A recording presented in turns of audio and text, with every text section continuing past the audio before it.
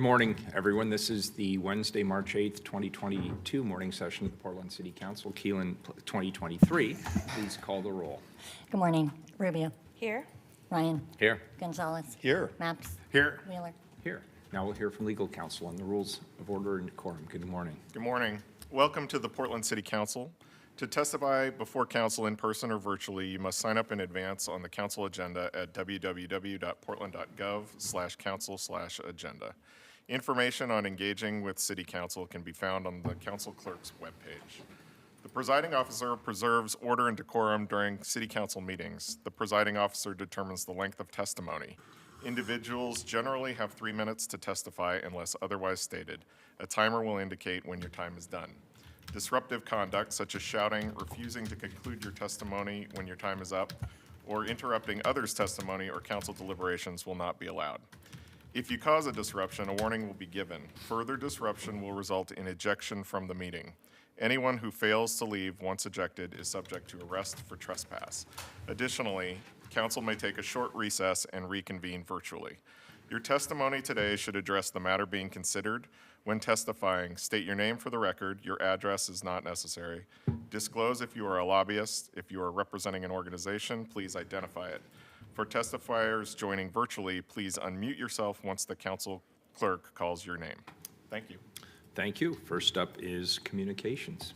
First item, 181. Request of Frank Blackston to address council regarding Northwest NATO Parkway Safe Rest Village. Hey, everybody. Do you want a quick sound check? Can you hear me? Yep, loud and clear, and we see you as well, Frank. Good morning. Great. Thank you. Hey, good morning, everybody. Thanks for allowing me to speak. I hope I keep this under 3 minutes. My name is Frank Blackston. I live in the Pearl area. November 30th last year, me and 4 of my neighbors presented to you about our opposition to the proposed SRV on Northwest NATO and the reasons why. I'm here again to remind you of this. We support shelters. And when I say the word shelter, I'm using a very broad term. Basically, not housing first. We need shelters. We do need SRVs. We need the concept of sanctioned campsites. But low barrier shelters in residential neighborhoods are not working. We're not NIMBYs, which I know people like to throw that word around. Let me remind everybody, we already have a shelter in our neighborhood. We have the Harbor of Hope Navigation Center. Shelters provide a vital service, but our experience with this shelter has proven the city and county cannot and will not ensure the safety, livability, and security, safety, security, and livability of the neighborhoods around shelters. When we contact the county about issues, they point to the city. When we go to you, you point to the county. As a matter of fact, at our November 30th presentation, I think, Mayor, you even did this. You're like, yeah, it's everybody's pointing at each other. So there's no one to help the neighborhood when we have issues. That's a major concern. The good neighbor agreement, I mean, I don't know, I'm just gonna be blunt. It's not worth the paper that it's printed on. It's unenforceable, it's ineffective. And now you wanna put an SRV right next to that existing shelter. We can't absorb another one. We just can't. We don't have the capacity for it. And we've seen this movie before. We know how it ends. We've had no choice but to get a petition started against the SRV. We have over 800 signatures. We've delivered this petition to City Council. Even our neighborhood association has issued a resolution against the SRV for these concerns. It's not just our neighborhood. Other neighborhoods are having the same issue and all these concerns. Look at the Arbor Lodge shelter in North Portland. I mean, it was in print in the Willamette Week article.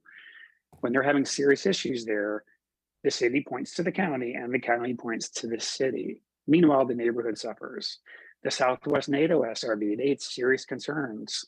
That neighborhood had serious concerns and had a reasonable request.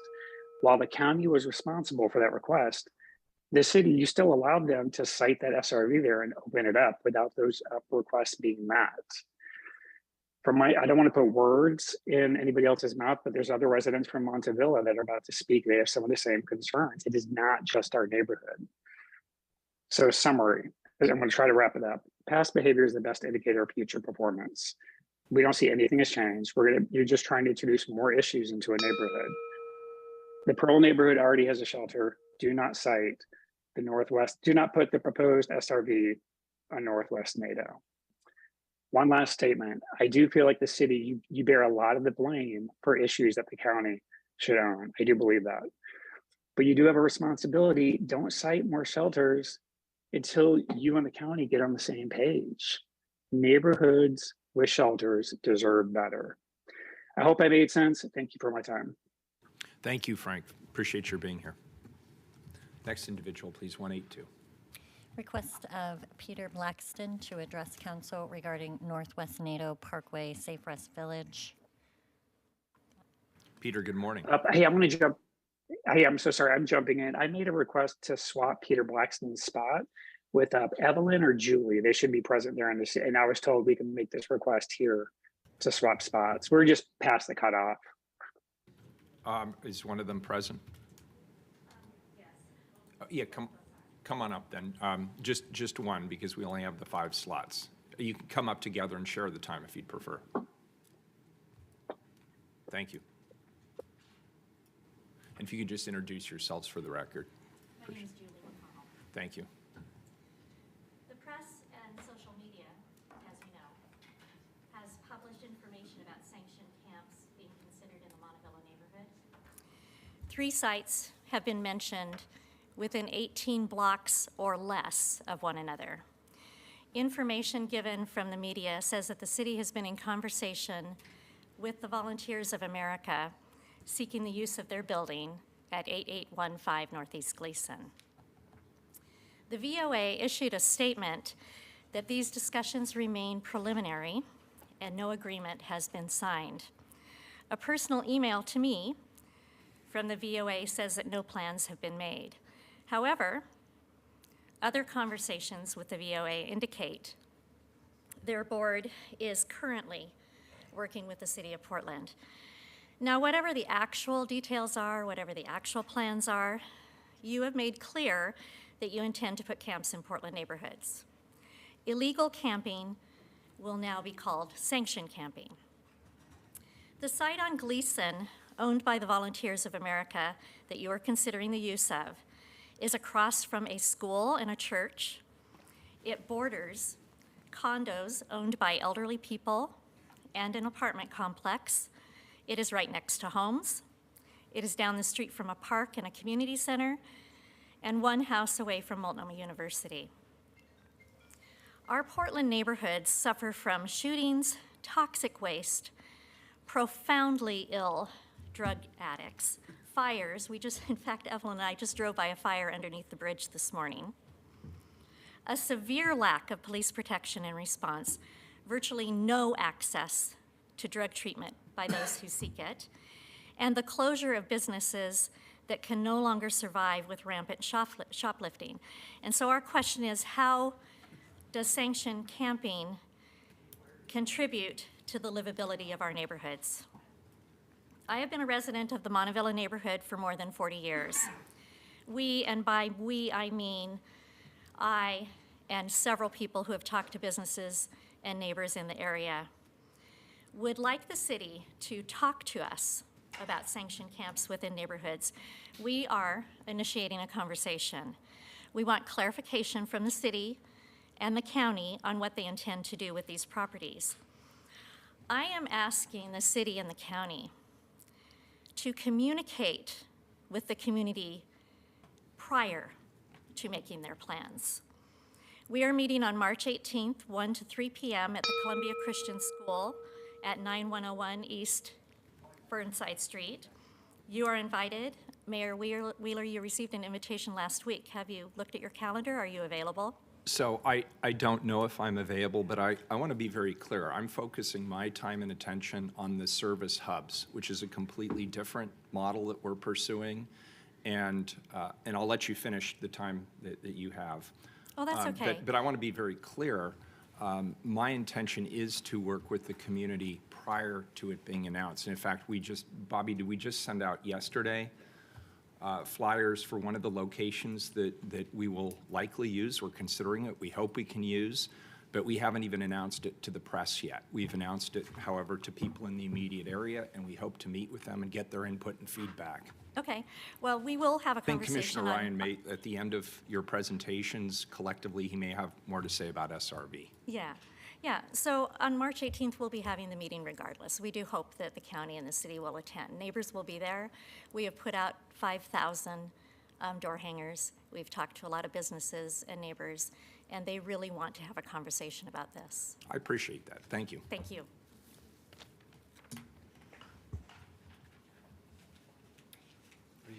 Next individual, please, 183. Request of Michael Galizio to address council regarding Northwest NATO Parkway Safe Rest Village. And I believe Evelyn McPherson was going to present for this. Oh, is that you? Yeah, come on up if you want. Great, terrific. Apparently you signed up. Thank you. Wasn't sure. I'm if I was actually glad you got a officially signed chance to speak. Yeah, my Good. name is Evelyn McPherson, and I also live in the Montevilla neighborhood, quite close to the base of Mount Tabor. And we have people ranging from very affluent to very low income. So it's a very diverse area of town. And people are very upset. As Julie mentioned, we've handed out a bunch of door hangers and spoken to a lot of neighbors, to the local businesses, including Stark Street Pizza, who was very alarmed that they were going to be so close to all three of them. My children attend a jiu-jitsu location at that intersection of Stark and 92nd, and they'll be just 10 blocks from one of the camps. And so it's very concerning for those of us who live very close by. I live 1 block from the one that will be at the VOA location if that goes through. But it's one of those things where the conversation prior, meaning like even before the VOA was contacted, the neighborhood would like to know that that was even being considered. Because what we know from you, what we've heard from the city council, is that you're not going to put them near parks, and don't worry, it won't be right by your house. But this is quite literally adjacent to people's homes. It is backed onto a condominium with elderly. It is backed onto a parking lot where they share a little ledge between them and housing with children. People are very concerned about what's happening already at that site, even with it being unoccupied. There have been multiple fires there. People have camped overnight, left all kinds of debris, toxic waste. I currently have a camp on Burnside in the very entry of Columbia Christian School. All along Burnside, there's a bunch of RVs there. They're behaving themselves this time around, but it's the same campers that ran their generators all night long, that have left their stuff, on the sidewalks, that have blocked access to the sidewalk, block access to that bus stop, and that's a safe route to a school. When I called 311, they said there's no way that there should be a camp there. We've cleared it. Well, when they clear it, 48 hours later, they come back. The largest break that we've had in 2.5 to 3 years has been 2 weeks. So there's no relief because these people leave their RVs and they come into the neighborhood and they steal from us. They're not neighborly. These aren't our neighbors. They're not people that ever lived in our area. And I've talked to numerous people that are camped around us, and they're not even from here. They're from other places. And I just want to close with the Good Neighbor Agreement that I read online. I was absolutely shocked that the wording is just so useless. Good neighbor agreements are unofficial documents, it's on your website, that outline a set of guidelines between a business and another party, neighbors, neighborhood associations, businesses, and associations and other businesses. GNAs are not legal City of Portland documents, and they are not enforceable by the City of Portland staff. As a community member or business, a GNA is a tool for having a conversation for concerns and expectations, then coming to an agreement on whatever issues arise. I know how this goes because I know people that live near these SRVs. You call them and tell them a concern, they say they've talked to their staff, and they say it's fine. That's how it goes. So, thank you for your time. Thank you, appreciate it. Next individual, please, 184. Request of Allison Rockwell to address council regarding the importance of honest and informed healthcare workers. Yeah, before we do that, Commissioner Ryan wanted to talk to the SRV issues. Yeah. Thank you for all of you who testified. Well, first of all, the one specific SRV testimony was 181. Frank, thank you for coming back to the dais and coming in front of us and giving your point of view.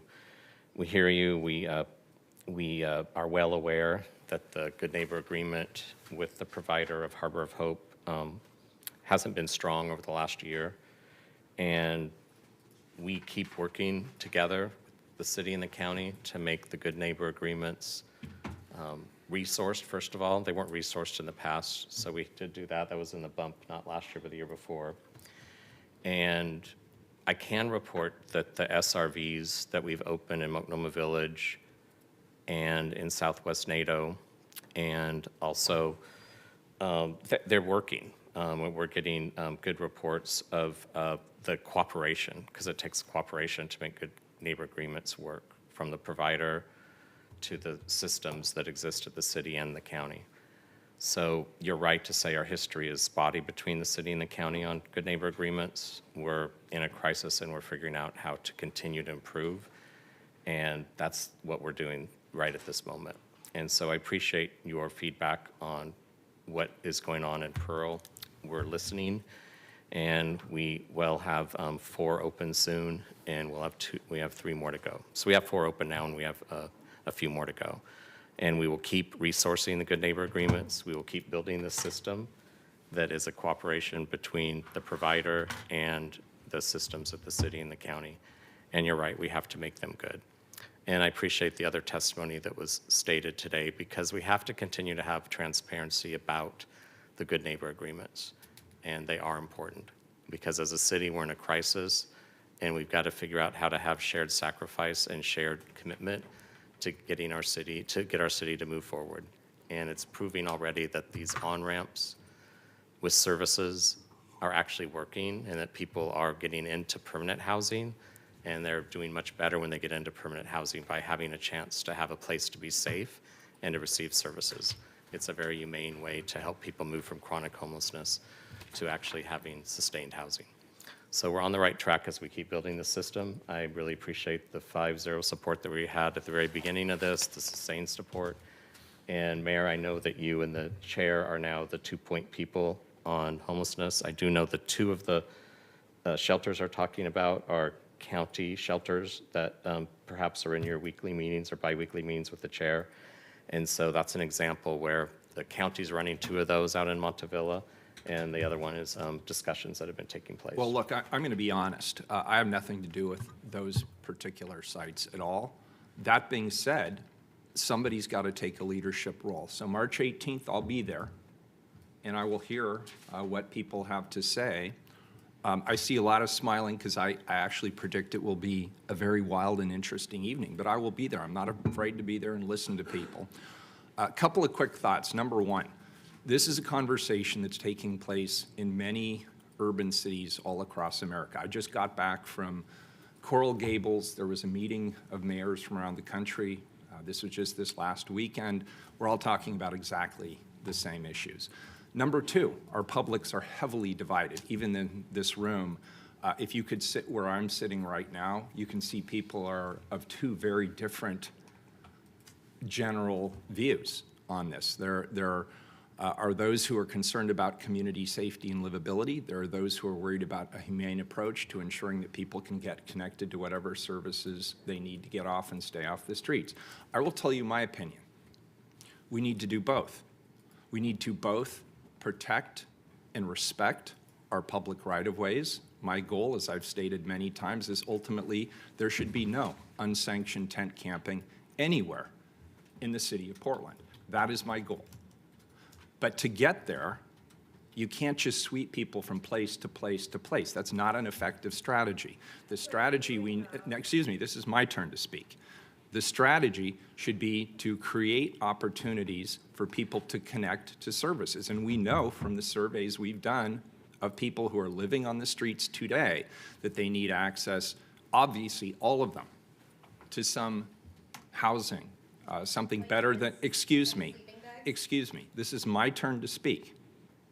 I get to speak. I was asked a bunch of questions, and I want to use my time to speak.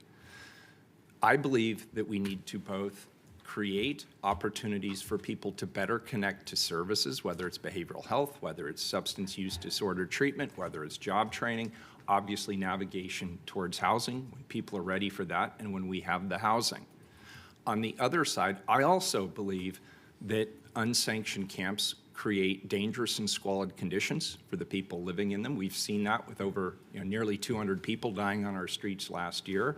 And it also creates public health, public safety, and livability issues for the rest of the community. I hear all of that reflected here at these microphones. I hear people saying we're desperate. We need our public right-of-ways cleared up. We're under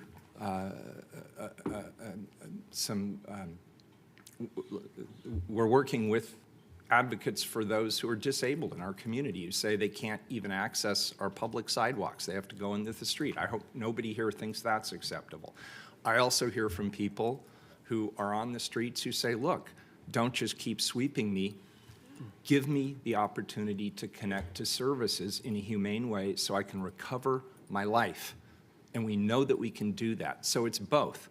Now, we have to do it at scale. We have thousands of people on our streets. That's why I've proposed our service hubs. It's a new model.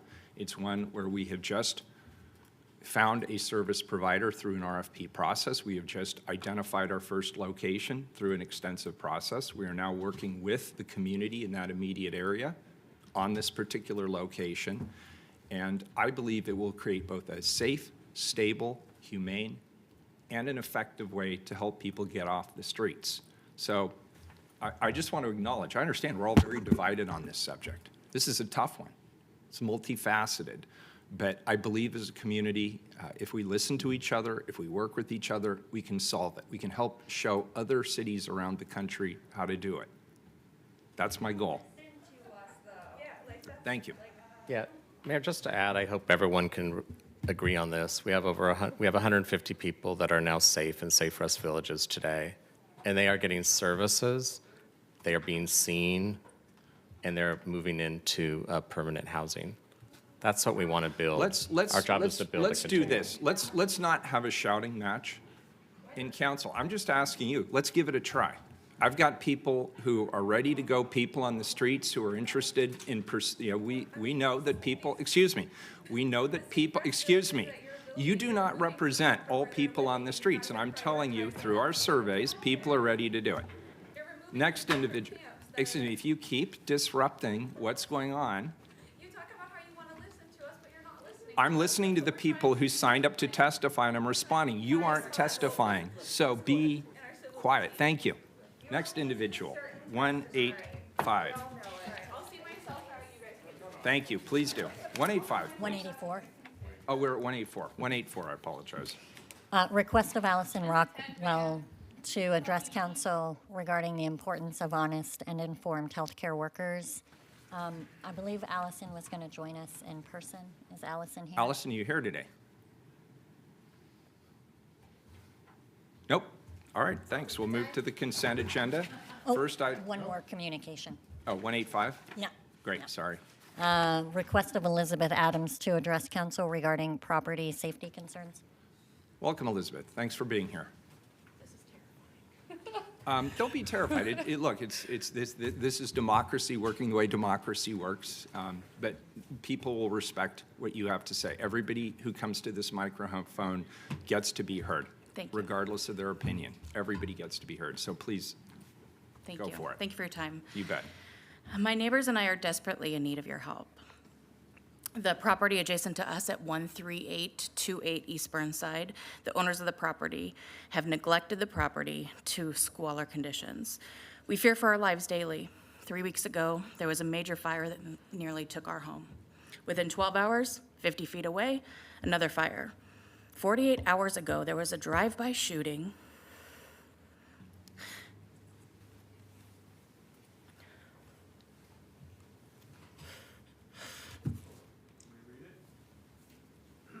You can take your time. We'll stop the clock. We feel victimized by the irrefutable safety issues which happen so often. We cannot stand by and continue to report and report without change. The property owners and our leaders need to step in. 13828 is at best an eyesore. The abandoned structure has been the epicenter of our neighborhood crime and illegal activity such as thefts, drugs, crime, fights, guns, and countless fires, two major ones that threaten the neighboring homes.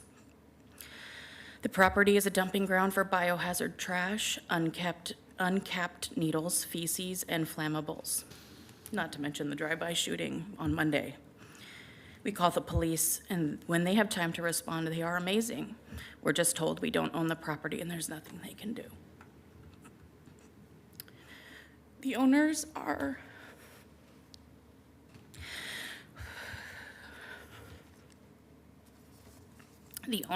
Aaron Mitchell and Rosa Cazares. They are business owners. They own the LaModa marijuana dispensaries all over Oregon and reside here in Portland with the plans of demolishing the structure and building a retail store, which is not the problem, that's fine. When the problems began increasing in frequency in 2020, we asked for their help and Mr. Mitchell told us to move. But the losing of property value makes that impossible. Ms. Cazares sits on the cannabis policy oversight team for the city of Portland while bolstering her career and reputation. It is unacceptable to do business in our city while victimizing our neighborhood. I had this to 3 minutes. We've reported to 311, PDX reporter, 911, non-emergency, and the Bureau of Development Services. 311 comes and provides support to the homeless by feeding them and encouraging them to stay. First responders have been amazing and empathetic to the unsafe living conditions, yet lack the ability to enact change. Bureau of Development Services is outstanding and has worked tirelessly to help us, yet they're equipped only to enforce city codes and cleanups and find the owners, but the squatters are allowed to stay. As taxpayers, as you know, in one of the highest tax cities in our country, we are not receiving the support we need in order to feel safe in our homes. My husband and I are TriMet bus drivers. We have a deep compassion for our homeless. But that doesn't mean that we should have to live in fear for our safety each and every day. I understand I'm a small fish in this ocean of concerns, and I understand I live in the poorest, most crime-ridden neighborhood in our city in Hazelwood. But I'm begging you for help. Please hold these property owners accountable for the responsibility they have to keep this property free from problems and constant safety concerns at 13828 East Burnside. I do believe it's possible that a fence would solve a lot of this, but they won't help us. And I have all of my documents in case you would care to see everything we've done. I have photos for 3 years. Nothing.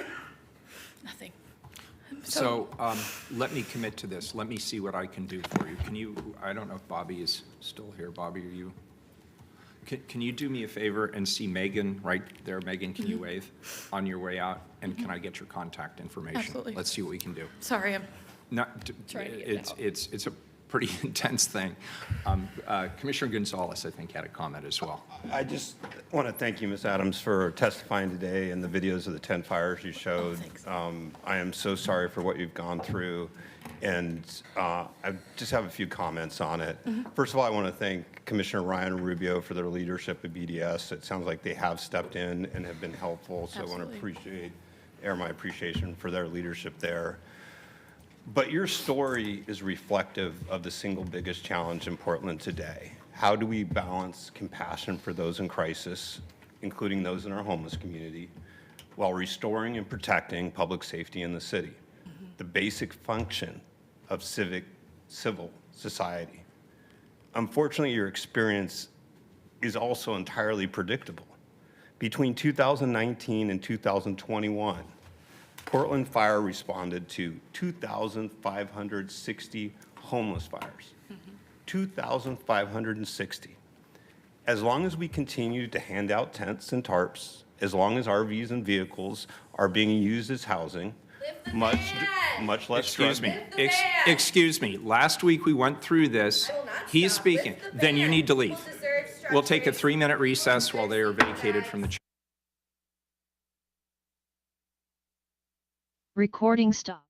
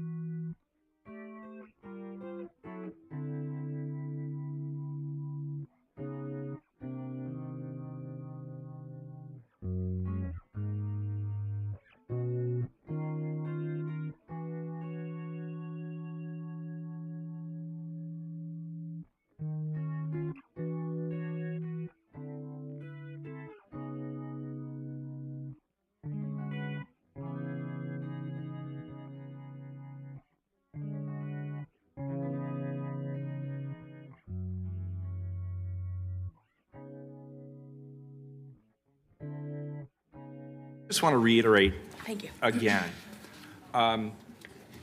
this is not a game show. True. When you are here as a member of the public, it is expected that you will not do any of the things that were identified right at the beginning of the meeting. The rules were read, and people agree to those rules or they don't. If you don't, please don't come here. This is not the opportunity to shout, to scream. I'm very disappointed that the disruptions then led to violence. There's absolutely no place for violence in this chamber. I don't care if you disagree profoundly with everything we say. Violence is not acceptable. And I will ask again, for this form of democracy to work, we have to abide by the rules. Everybody has to, the rules are universal, so we all have to abide by the rules. If you want to testify, you can do that through the county or through the city clerk's office, Keelan over here. She'll show you how to get signed up, and you can speak to anything you want to speak to. We ask you not to swear because we have an FCC license to broadcast. We want to be able to broadcast to the public. There's a lot of people in our community who can't come to city council on a Wednesday morning, or they can't easily leave their homes. So that broadcast is their link to our local democracy. And if we keep having the disruptions, if we keep having people shout at the end as they walk out, that puts our license in jeopardy, our ability to be able to broadcast. And I really appreciate the Open Signal people for working with us on that. They do great work. We get all flavors of testimony at this dais. I guarantee you, you will not agree with everybody who speaks at this dais. That's the sign of a healthy democracy, by the way. When everybody at the dais agrees with everything you think and believe all the time, that's when you have a very unhealthy democracy. So I'm glad we have differences of opinion that are vetted here in our chamber. But for it to work, we have to be respectful of each other. Let's do that. Let's commit to the rules that were read up front. A lot of thought and energy went into those rules to make sure that everybody felt welcome and safe in this chamber. So I think where we, and it's Ed, is that? Jake. What is it? Jake. Jake, I can get louder. I can get louder. Excuse me. Great. I can get closer to the mic. I don't think it's your speaking. I think it's my Okay. listening skills Okay. that are in question here. I believe Commissioner Gonzalez was speaking when you were interrupted. Well, thank you as well, Mr. Adams. Yes, thank you. As I was saying, 2,560 homeless fires in a 2-year period, Portland Fire studied it. As long as we continue to allow RVs and vehicles to be parked extensively, continue to hand out tents and tarps, we're going to continue to see this problem. As long as folks are staying in unsanctioned camps for housing, for using tents for drug use and manufacturing, we're going to continue to have too many fires. We're going to continue to have too many public safety events. Unsanctioned camping in many tent cities is dangerous for homeless individuals and neighbors, period.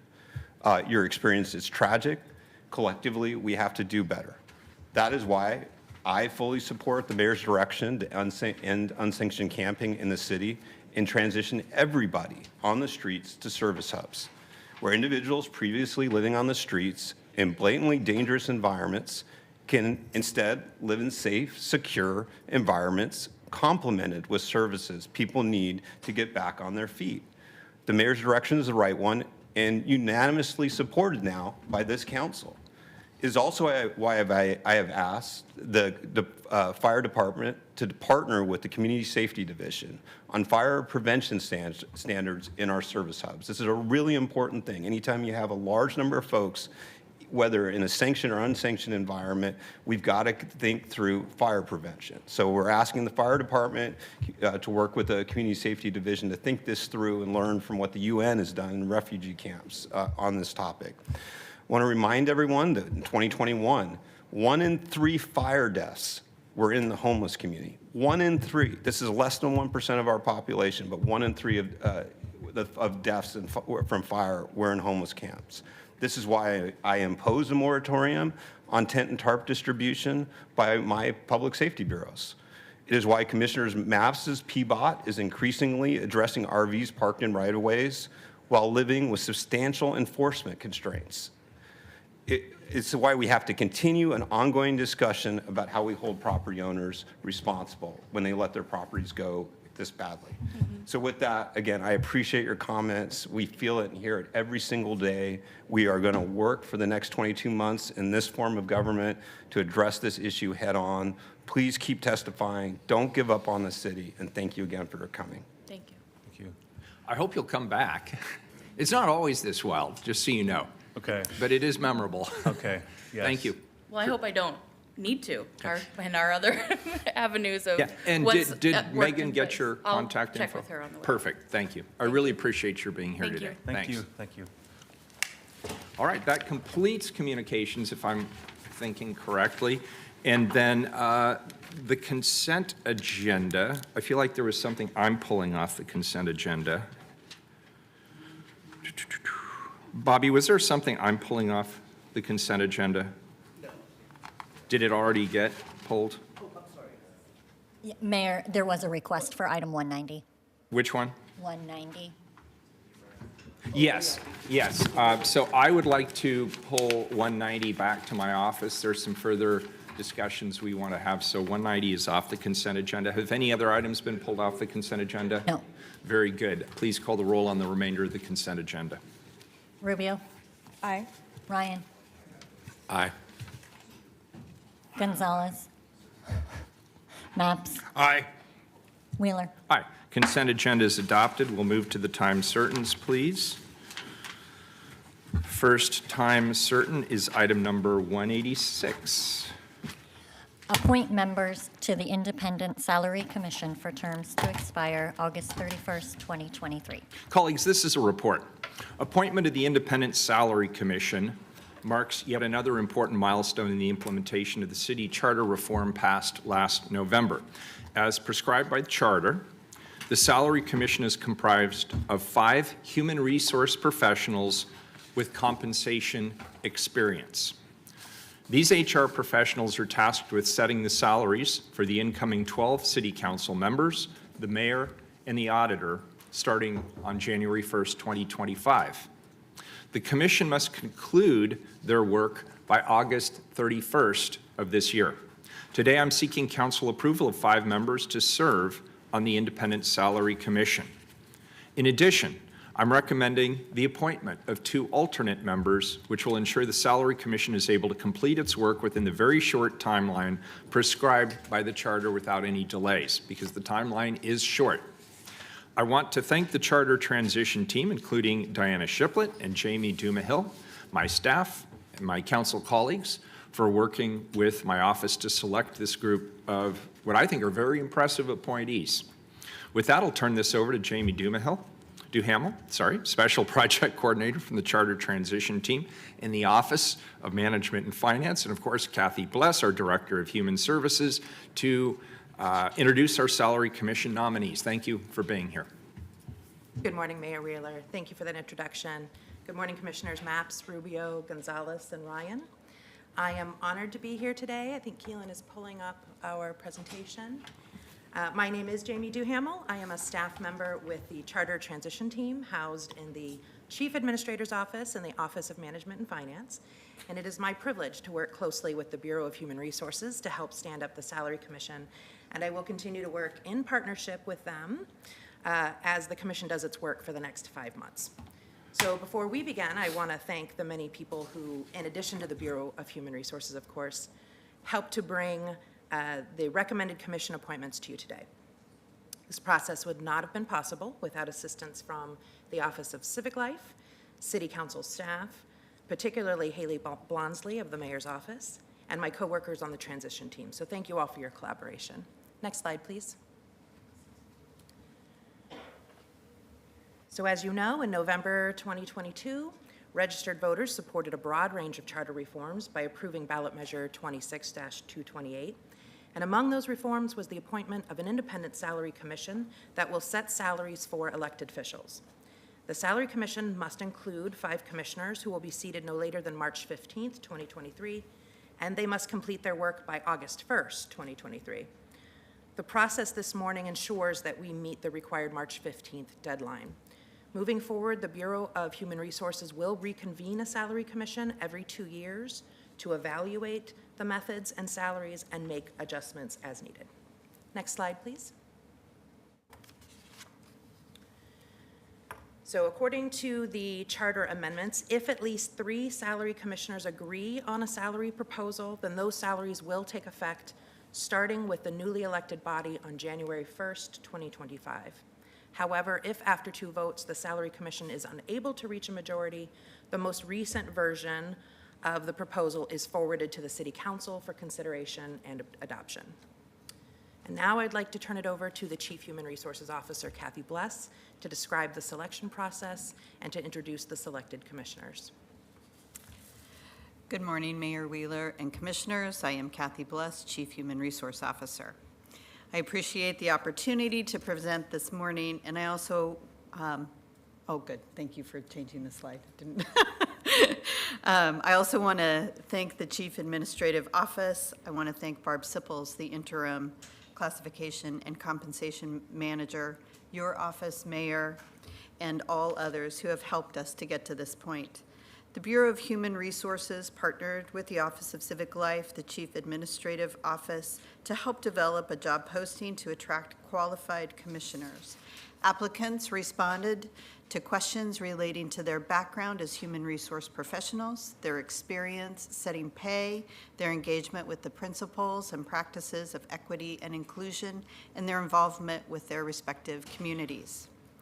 As part of the recruitment plan, BHR and the Chief Administrative Office began outreach to community stakeholders, personal and professional networks, private industry, and compensation professionals, as well as public organizations, nonprofits, trade organizations, and utilities. Several paid advertisements were also posted in local trade organizations. The Salary Commission job posting was open for 9 weeks and closed with 18 applicants. Of those, 14 applicants met the the Portland residency requirement, and these 14 also met the requirement of human resources and compensation experience. Applicants were reviewed and ranked by BHR and the Chief Administrative Office staff, and the scoring included qualified HR professional criteria was experience in setting pay, experience in working or with mission-based nonprofit, public, or volunteer organizations, experience with community engagement or involvement, experience engaging with diversity, equity, and inclusion principles and practices. Sorry, so sorry. Yeah. No. Okay. The process resulted in a recommendation to seat the highest scoring 7 applicants, which includes 2 alternates. Applicant information was provided to the mayor's office in February of 2023 for his selection, for your selection. Next slide. You may be wondering why we are asking for the appointment of 5 members plus 2 alternates instead of just 5 as required. And there are 2 reasons for this. First, the commission is working under a very short timeline. The newly amended charter requires that their work be completed no later than August 1st of this year. This gives the commission roughly 5 months in which to complete research, public input, and discussions. By having alternates already appointed who can quickly step in to fill a vacancy, this ensures that the work of the commission will not be delayed. Secondly, the plan that the Salary Commission approves affects all Portlanders. Having extra voices seated around the table with lived experiences and connections to Portland communities is incredibly useful, even if they are not a voting member. Next slide, please. We are pleased to be able to briefly introduce the nominees for the Salary Commission. Apologies that we will be going through them rather quickly, but their biographies are attached to this council item, and we will also have them posted on the Salary Commission website later today. The first nominee is Johnny Marie Johnson. She is retired now, but has worked for the Oregon Historical Society and served on Portland Parks and Recreation's Vision 2020 Plan and City Arts Advocates Committee. Laura Sampson currently works for Multnomah County, serves on Washington County's First Salary Commission as well. Abby Engers currently works for Boley Welch with a variety of local business and nonprofits to address HR issues and opportunities. She is the creator of 2 hiring-themed zines and a workshop series focused on job search. Next slide, please. Rosanna Gill's current career focus is in HR technology, and her projects include talent enablement, recruiting technology, and compensation. Maura Cooney is drawn to service and comes with experience and has worked for 20 years for OHSU. Next slide, please. Moya Wong currently is consulting with a widely diverse array of organizations. She is dedicated to infusing diversity, equity, and inclusion into HR solutions. Ruth Martinez Alicia currently is working at Oregon Food Bank, and she designed and implemented Linea Unica, the statewide 24/7 bilingual hotline for survivors of domestic and sexual violence. Next slide. BHR is ready to welcome the appointed commissioners for our first meeting on March 28th and provide framework to support their work for the next 5 months. We are pleased to engage in this historic process that will provide transparency, opportunities for community to engage with the process, and help ensure that pay for the City of Portland's elected officials is neither a barrier for nor the primary incentive for seeking office. Next slide, please. Thank you for your time, Mayor and commissioners, we look forward to partnering with your offices on the work of the commission and hope to find many ways to engage you and your constituents in this process. We welcome any questions about either the nominees or the upcoming work on the commission, and that concludes my remarks.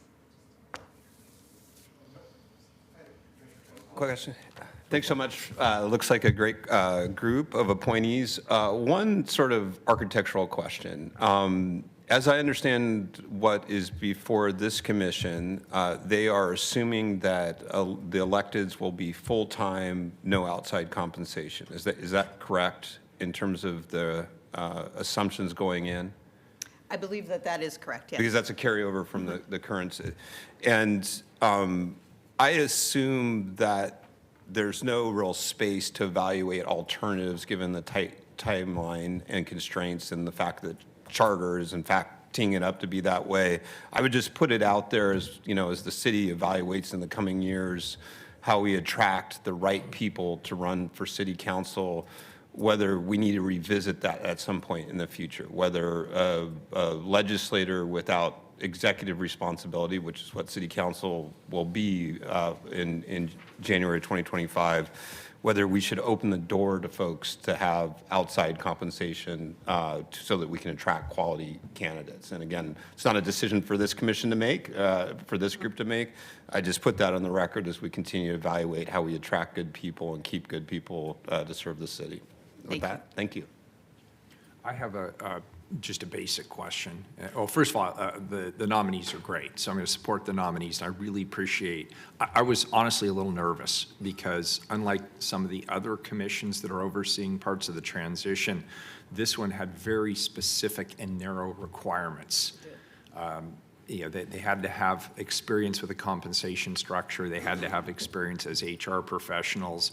And I started thinking about how many people I know who actually meet those qualifications, and I couldn't get to the full number of people that we needed to fill this commission. So I'm really glad we had just outstanding people apply, and ultimately I think this is a good group. So is the basic charge here to look at other similar structures? Are they going to spend a lot of time looking at comps? What's the basic process that they'll go through in order to come to conclusions about what the appropriate salaries are? Absolutely. So we have a teed-up answer, but I'm going to introduce Barb Sipples, the interim classification compensation Hi, Barb. manager, and she'll have all of those answers. Yeah, I'm just curious, just in a general sense. I'm sure other people are curious as well. Right. Good morning. Morning. Again, I'm Barb Seipels. I'm the interim class comp manager for the Bureau of Human Resources. Our plan for the Salary Commission is to provide information to them about how the city currently sets pay, the methodology that we use, which is based on market studies, and also to provide information to them how other neighboring salary commissions have arrived at their determinations, so to provide information on other methodologies that may have been used. But essentially, we're looking to the commission to determine their methods with our support in providing them the data that they will need to do so. But my expectation is that they will use standard best practices, which typically revolve around market data. Great, thanks, I appreciate it. Colleagues, anything else? Commissioner Ryan has a question. Thank you for that presentation, and thank you to the nominees. Your bios were very impressive. I want to make sure that I understand the timeline in terms of our engagement. We've had a lot of commissions lately, and I want to understand when we have a chance to share some point of views that would help with the process. And I don't recall seeing that on the, and maybe it's because we don't get to say anything. Yeah. I do believe that as the work group begins to meet as of March 28th, that there will be opportunity, I think, to set the timeline, working from that August date and going backwards. So I think we'd be able to provide some of that information to you very shortly, but it probably won't be until the commission meets. Yeah, we're building something, and obviously I think all of us up here have some lived experience and perspective, and we just want to make sure, well, I should just speak for myself. I want to make sure that I have a chance to weigh in. and I didn't want to have to do that at the end. So I think like there's been a couple processes lately where there's been confusion around that. So I just wanted to make sure that we are transparent. So thank you, Director Bless, for ensuring that there'll be engagement with the council. I think your big challenge, right, just as you're going into it, is that we have these responsibilities of being the executive pretty high up in elevation, since we don't have the day-to-day bandwidth to really be the head of a bureau. This just in. And then we're also doing engagement, and we're also doing legislative work. So we're simplifying the roles to be more legislative, and that's a big change. So my question also is, with the people that you have assembled, which have great skill sets, their experience with change management really matters to me, and I couldn't see that in the brief bios. Did that come up in dialogue when you were recruiting folks? It came up in conversations that I had, and I'm quite certain that everyone that did outreach was also committed to the same narrative about the engagement and the collaboration, and that this is a change moving forward in a very short period of time as we all transition to a new form of government. And I'm really happy to hear that, because we have people here coming up later today talking about the transition, and it really does require a certain lived experience with skill sets when you reorganize a big organization like this. So, and the people in these roles obviously would want to have some lived experience themselves to have some insight into that. So I appreciate what you're presenting to us today. I'm just trying to put it into the bigger picture of what the voters are really asking for, which is for our services to become better for the people who are living here and visiting here and paying taxes. And so they want to see those efficiencies improve, and this is all part of it. So I'm just hoping they went beyond salary, but also we're looking at some of those bigger dynamics. Yeah, because the nexus of what the position currently includes and what it will become really is different. And so it will really take that thoughtful change management. Okay, thank you so much. Commissioner Rubio. Thank you. Thank you, Director Bless and Jamie and everybody for the presentation. I just have a couple questions. The first, is there a role, or is there going to be space to hear directly from elected staff and electeds as well to kind of inform your deliberations? Potentially. We haven't quite established the entire work plan for the next 5 months, but again, we'll be looking to the commissioners for their requests about who they want to hear from. We'll certainly be offering suggestions, and that could be one of them. Okay. Is, do they want to hear from current electeds? Do they want to hear about the lived experience, potentially even former electeds in these positions, and any recommendations that they have? But we haven't really set that full work plan, but we can take back your request to them. Okay. I would offer it as a request to, just to be helpful and support in any way that we can be. The second question I had is about the alternates. Will they have an opportunity to be a part of every discussion, and then they just step in when it's needed? Yes, we intend to include them at all levels, including if there's subcommittee conversations. Great. They'll be full acting members of the committee. The only difference is that they cannot vote unless an acting commissioner is unable to do so and has to step up. Okay, great. That's great and relieving to me, because they bring much needed diversity to this body. So that was a big concern of mine. So I'm happy to hear that. Thank you. That's funny. It almost sounds more like understudies. So at any given moment, they'd have to come perform. Yeah, they'll be in all the rehearsals. All right, great. Very good. Thank you. I believe we have one person signed up for public testimony. Is that correct? Yes, that's correct. We have Great. Janice Thompson. Terrific. Thank Thank you. Appreciate it. Janice, are you with us? Yeah, she's joining us online. I think Very she's good. connecting now.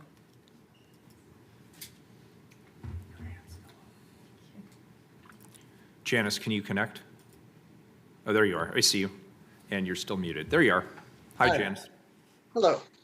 Good morning. I am Janice Thompson, representing the League of Women Voters of Portland.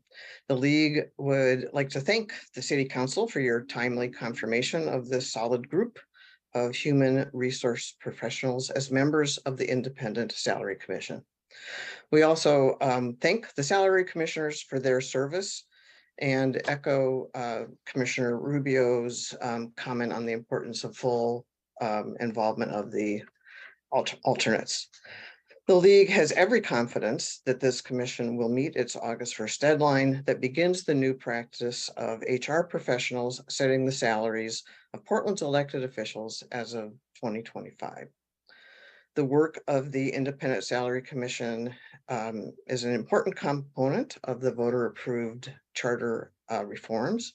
This group also plays an important part in taking a look at the roles of the mayor and city councils, which the League sees as all being full-time jobs that are not simple at all. Equity is also an important priority since, as human resources professionals, this group has valuable insight into the need for robust and fair pay levels. Finally, we want to emphasize the benefits to Portlanders of the larger city council. After all, the current 5-member council translates to 132,000 residents per member compared to 55,000 Portlanders per each of the 12 new city councilors. This will facilitate the council members' capacity to gather public input on problem solving and policy development, an important improvement over the that is bolstered by ending citywide council elections.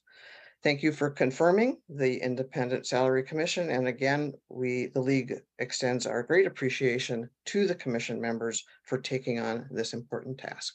Thanks, that's it. Thanks, Janice. Appreciate your being here. Does that complete public testimony? Yes. This is a report, and I'll entertain a motion to accept the report. So moved. Commissioner Mapps moves the report. Can I get a second? Second. Commissioner Gonzalez seconds the report. Any further discussion? Seeing none, please call the roll. Rubio. I want to thank all the presenters for their great work on this, and thank you to the appointees for stepping up and serving the city of Portland on this incredibly important task. It's also great to hear the alternates have the opportunity to be a part of these decisions or these discussions as well. These commissions are really time-intensive work and work-intensive, but so critical to the next chapter of our city government and for the next council members. So we appreciate the dedication and the commitment, and we're here to support you, and I vote aye. Ryan. Yes, thank you for the presentation, and definitely thank you to the volunteers who stepped up. It's going to be quite a lift, and I personally have always enjoyed assignments where there's an end date that's coming up soon.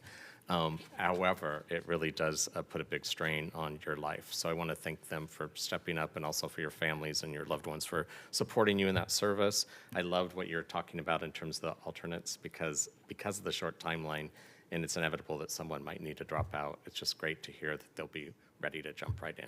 I really appreciated that answer. Anyway, I vote aye. Thanks. Gonzalez. I want to thank the volunteers and for the team finding, recruiting, and putting them in place. I vote aye. Mapps. I want to thank these volunteers for agreeing to serve on this important committee. I vote aye. Wheeler.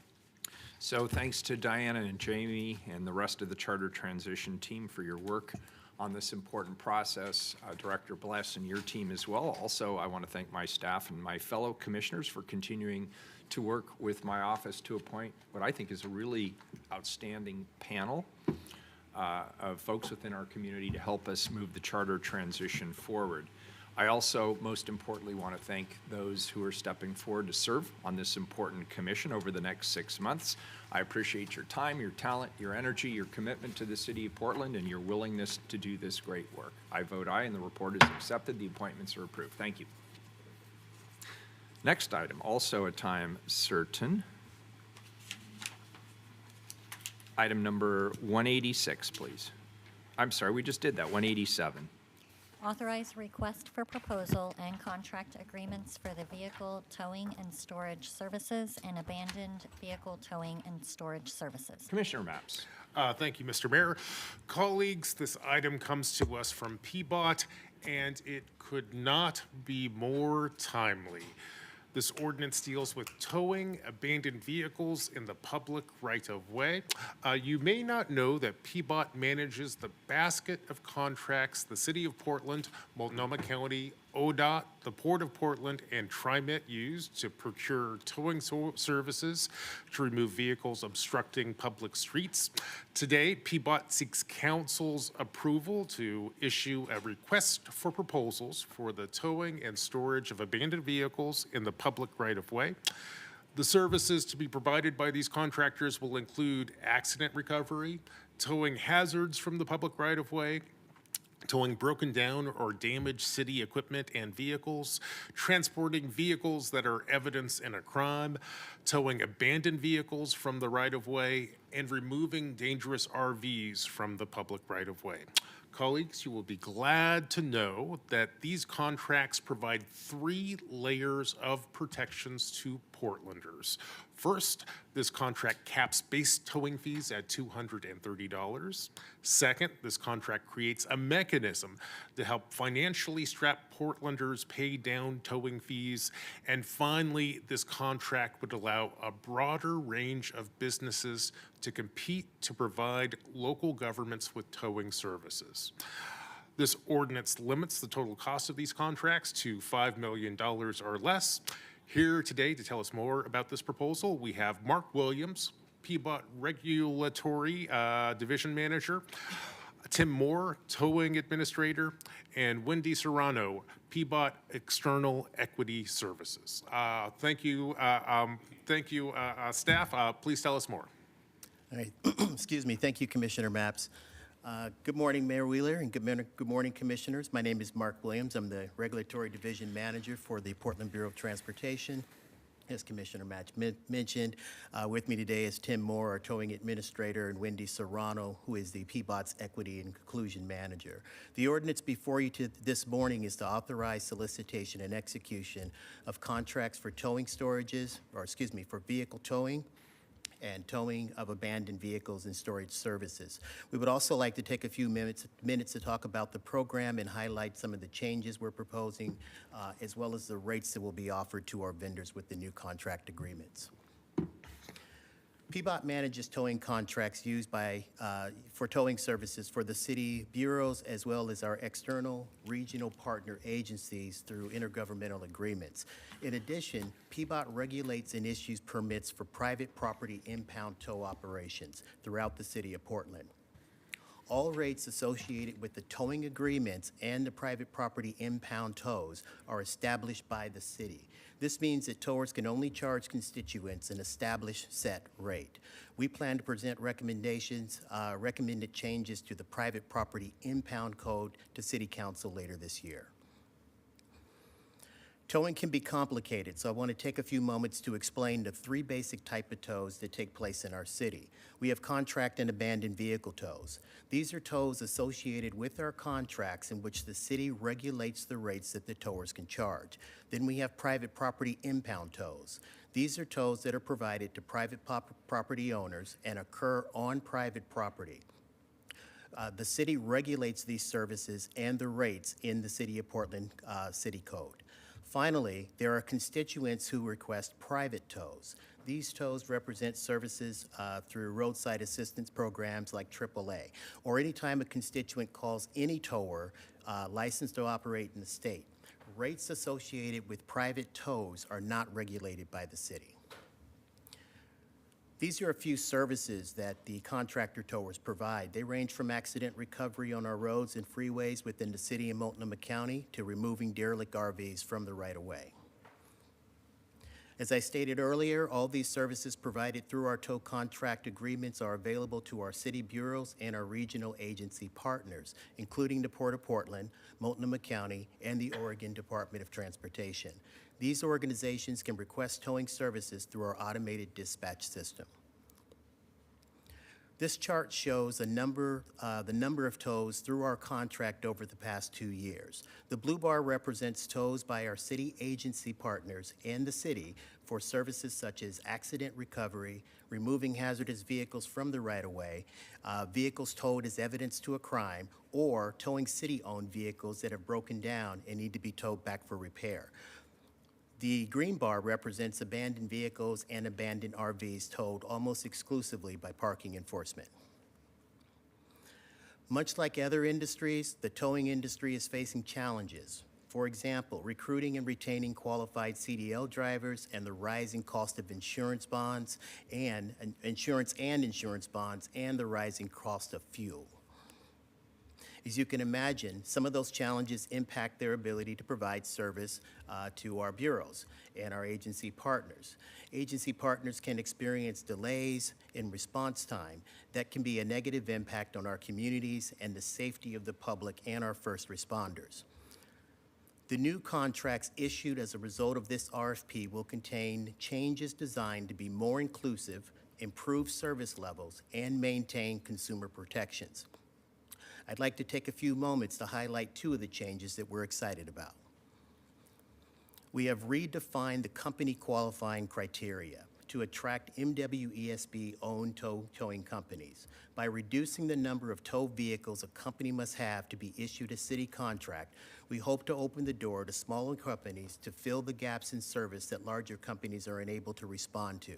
Furthermore, we hired a consultant to research and identify these companies licensed to operate in the state of Oregon. That way we can alert them when this RFP is published. The second change we're excited about is our new financial hardship program. Let's face it, for many constituents, having your vehicle impounded for any reason can be life-altering. For many working families, a vehicle is needed to get to work, to get your children to school, to pick up food for your family. Qualifying individuals can apply and receive subsidy to reduce the cost of towing and storage services. This program will be funded by a $5 hardship fee added to the city service fee. As stated earlier, the rates towers can charge are established in the contract and regulated by the city. In 2016, we hired a consultant to conduct a toll rate market study. The lessons we learned from that study in 2016 are still applicable today. The cost tow companies pay for insurance and insurance bonds have increased substantially. The cost of trucks and specialized equipment to provide this tow services continues to rise. The city of Portland currently lags behind other comparable cities in rates. In response to the study in 2016, in 2017, the city issued a toll rate increase of about 6.08% plus just over a 2.1% COLA. And in the fall of 2019, a 3.35 COLA was applied. There have been no additional increases in the toll rates since 2019. Now, toll rates are complicated. Okay? So I'm illustrating here the cost of a Class A tow. A Class A tow is a standard passenger vehicle and represents about 85% of the tows in Portland. This comparison represents tow rates for Class A tows in a number of American cities. It does not include storage fees, mileage fees, or additional services or administrative fees. Specifically, I'd like to highlight the rates being charged in nearby Washington and Clackamas County. Our goal here is not to lead or lag the market. However, a rate adjustment is necessary to attract and retain qualified towers. For that reason, we recommend the following rate adjustments. A 3% increase upon execution of the agreement and an additional 3% increase on the anniversary date for the next 2 years. This gradual increase of 9% is specifically designed to get Portland closer in alignment to the rest of the market.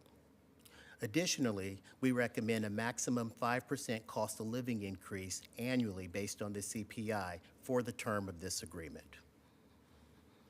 Should council approve this recommendation, this graph illustrates how Portland will compare to the other cities over the next 3 years.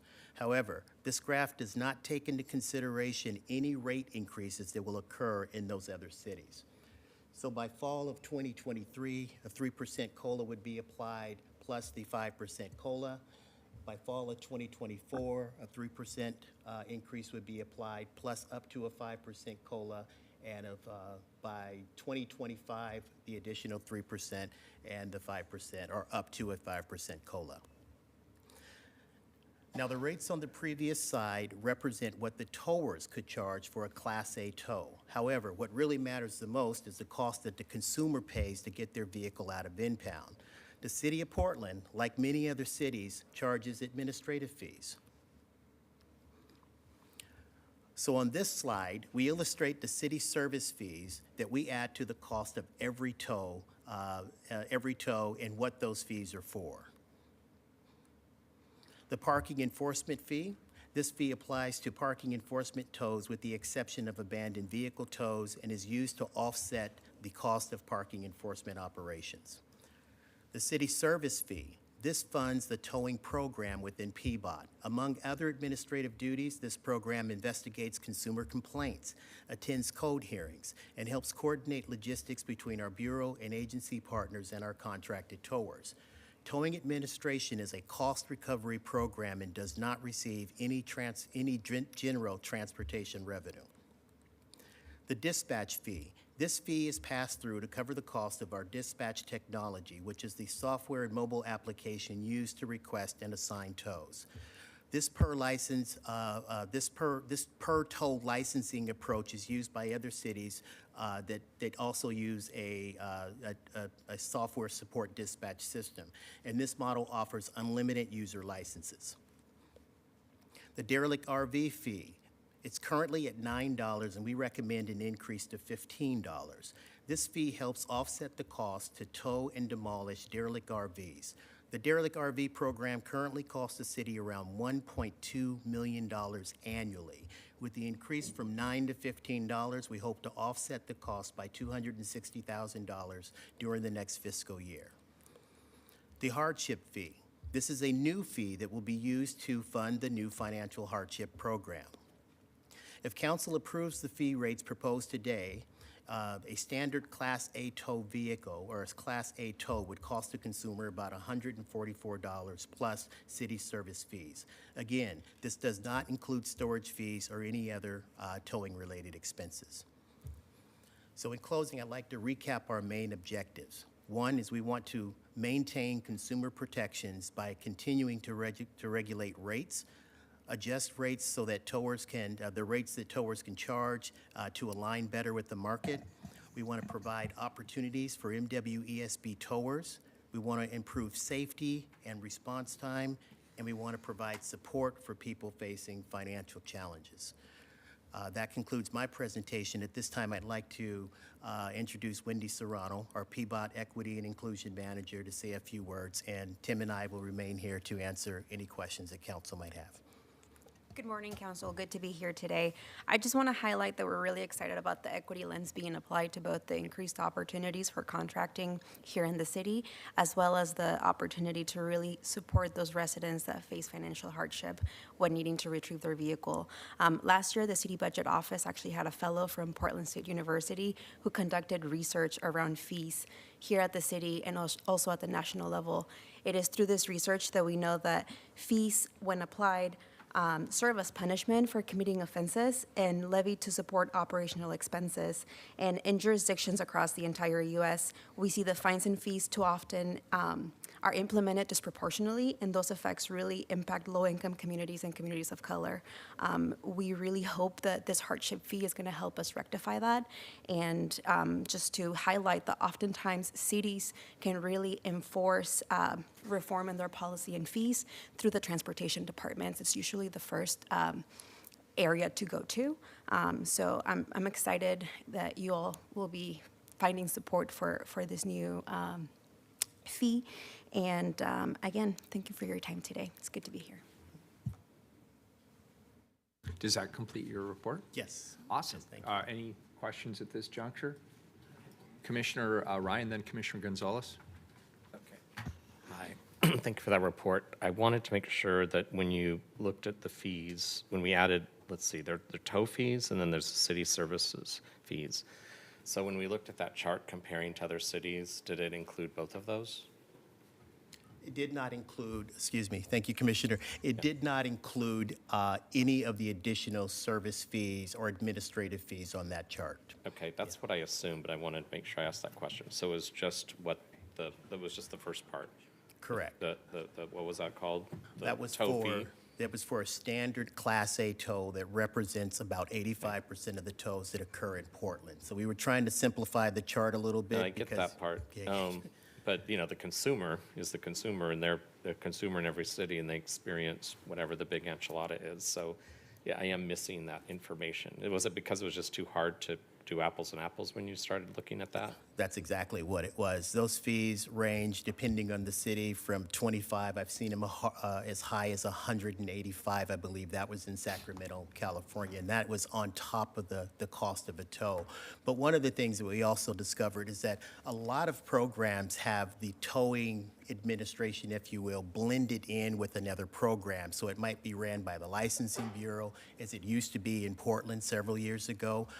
And then in some cities, it's also blended with the law enforcement office. So that program is likely funded as part of those budgets. Thank you for explaining that. It makes sense why you did it that way, but I had to get to the heart of the matter because it was confusing when you brought up the additional fees. Thanks. Thank you. Commissioner Rubio. Thank you. So I'm interested, first, thank you for the presentation. It was very informative. I'm interested in understanding how the hardship fee or program will be operationalized. Can you talk about, from a consumer perspective, how you get relief? Sure. Thank you, Commissioner. So we are still in the process of developing, and that's why we have our expert here next to us.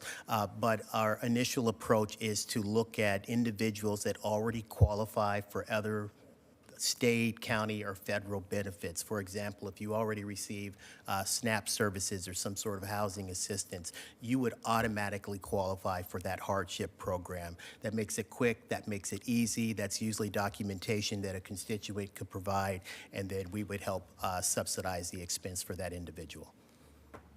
Okay, but would that be when they go to pick up their vehicle, or would it be having to come somewhere separately? They would at the city or likely have online? to, they would likely have to apply online. We'd have a really short application process where they would upload that documentation. And then once we were able to verify that, we would work with them, but probably directly with the tower to reduce that cost to the Okay. tower before they even arrive to pick up their vehicle. Okay, great. Ideally, that's how this program should work. Thank you. Commissioner Gonzalez, then Commissioner Maps. Number of pieces of this are really exciting. I love the hardship program. I'm excited for that to balance out the potential inequalities in application. The opening to smaller towers is very exciting as well. A couple of questions. At first blush, looking at the base fee, it strikes me that maybe it's not high enough. And given some of the important things that we need to fund here.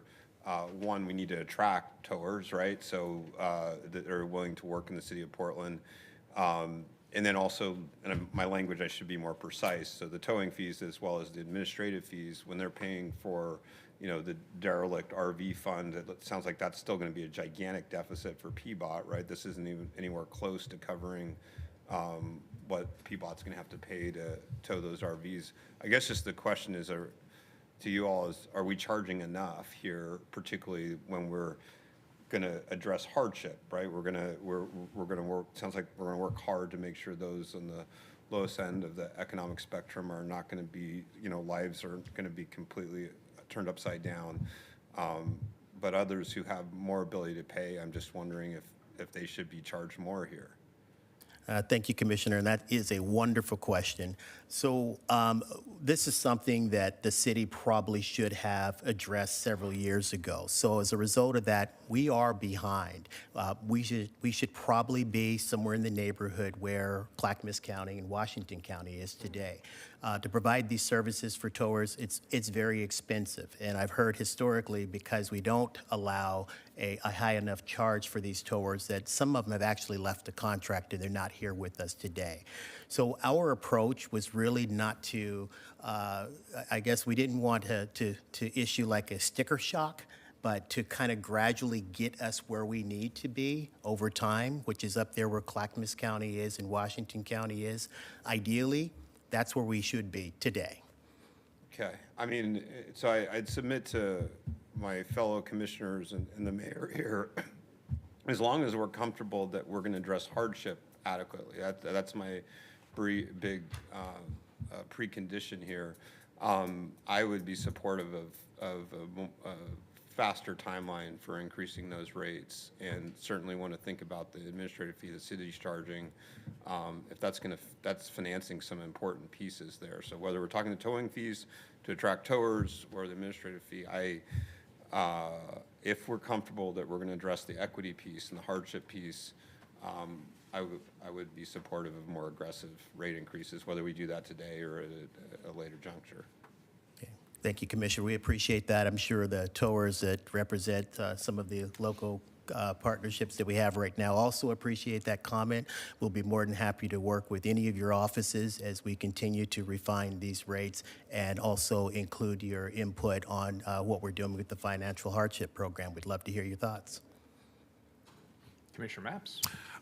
First, I want to thank Commissioner Gonzalez for opening up that territory as to whether or not we are PBOT is doing full cost recovery on the services that we provide. That's a concern to me, too.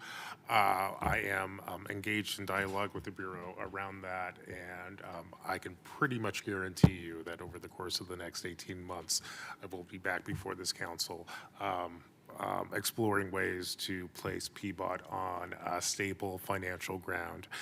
But in the meantime, I just wanted to point out to my colleagues that I believe we have some public testimony on this.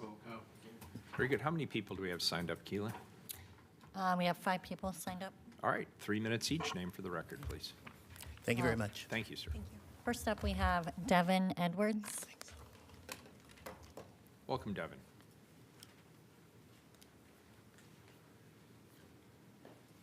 Thank you for being here.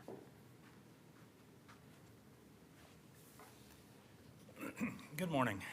My name is Devin Edwards. I'm the owner of Speeds Towing.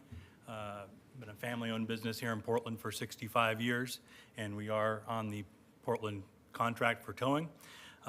We are also a member of the Towing Advisory Board that the City of Portland has, and that Towing Advisory Board did propose rates that are not the rates that were proposed today. So you might want to look at that. We've got other members that will be talking about that later. In our industry, our goal here, as a family-owned business, we want our employees to have a good wage here in Portland. And you know, we've talked about housing earlier today. It's expensive. According to MIT, they have a living wage calculator here in Portland. For a single parent and a child, it's $40 an hour. Our starting wage is $20, and we increased that about a year ago from 15 to 20, so we had a 33% increase. And the 20 just isn't enough. And not having an increase on that city contract for 4 years, it just doesn't pan out. And we end up cutting and cutting and cutting and cutting. And then during the pandemic, we didn't cut anybody. We still have drivers that come in. We still had people. So our goal is to have better health benefits for our employees, better wages for our employees, and to serve the City of Portland better. It was already, the timing was already talked about as response times, and we have a hard time attracting people. This job is tough. We're out in the snow, we're out in the rain. You guys know, probably heard about the move over, slow down law. We have drivers hit every day. Northwestern Towing had somebody hit recently. So we are wanting more than that 3%. It just isn't enough. We need more drivers, and to attract those drivers, we need to pay better, and to afford to pay better, we need to get paid better. So in closing, my thought is, please do not adopt the rate that they proposed today. Look at the report that was unanimously voted on by the Tow Advisory Board and look at that rate structure, and please go with that rate instead of the one proposed today.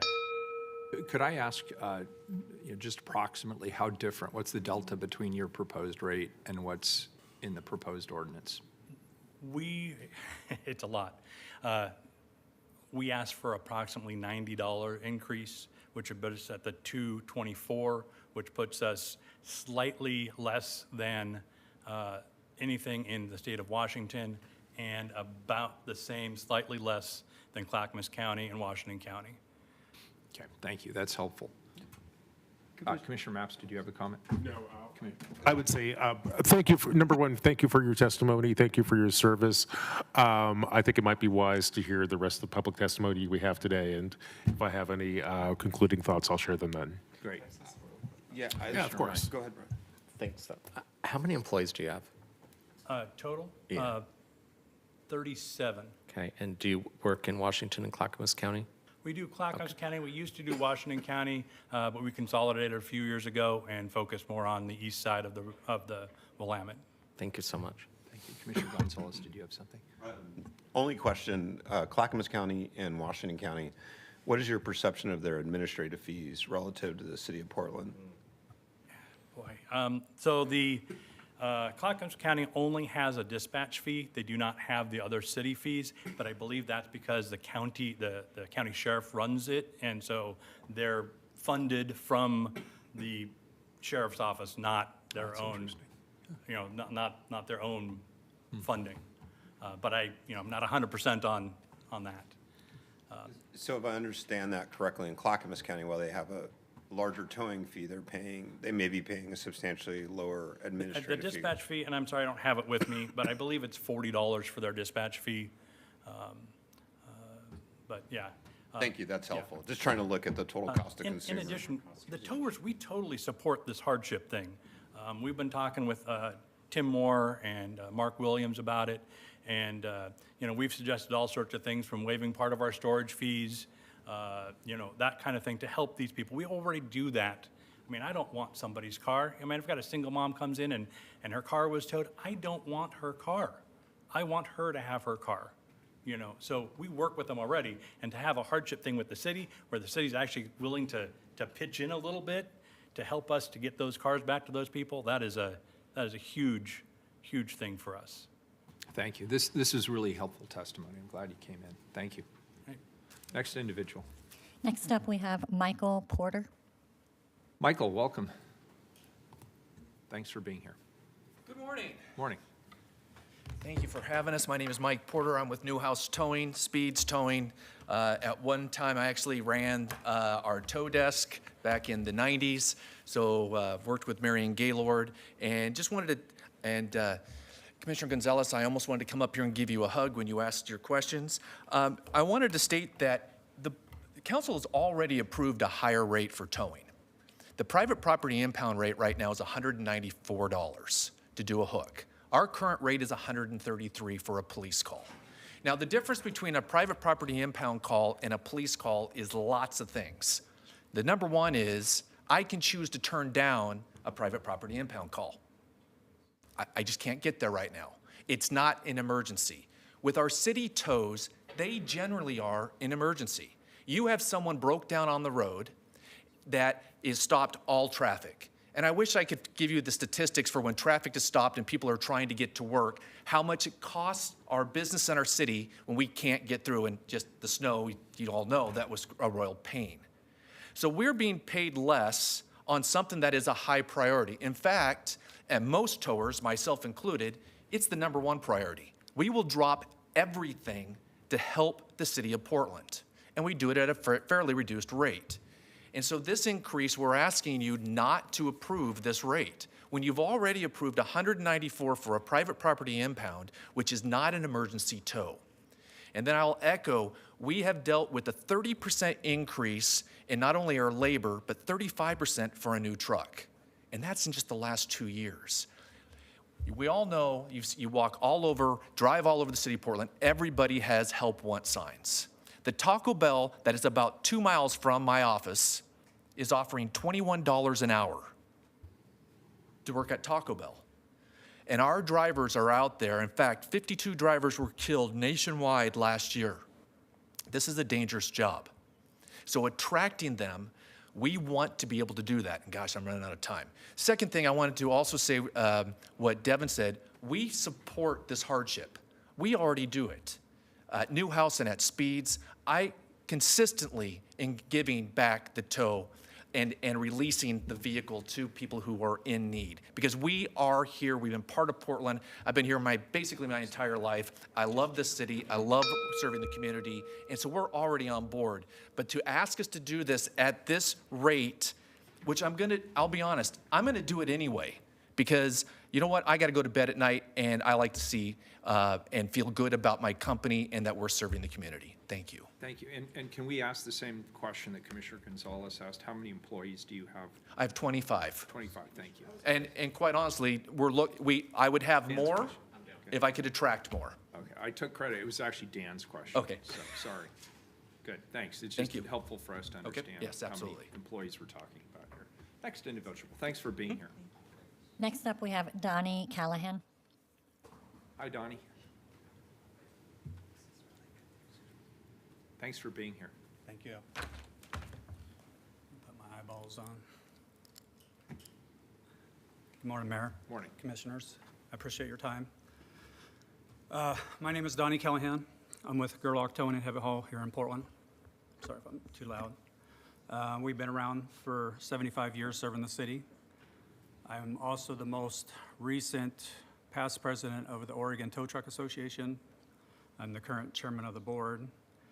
I also chair the board for the advisory for this contract. And through the advisory board, we put a rate committee together and did a rate survey from Washington and the local contracts and worked as a group together. We had multiple agencies, citizens. Mark and was on there helping us with the city administrator. And we came up with what we felt was an equitable rate for what we need. And again, listening to Devin and Mike, these guys can't hire anybody. I mean, they literally, if you went around and talked to every tower that's still on the contract, they can't hire anybody. They would hire 15 to 20 guys out of all those companies put together. Anyway, so we did a rate survey. We went through it, came up with where we felt like we're right in the middle.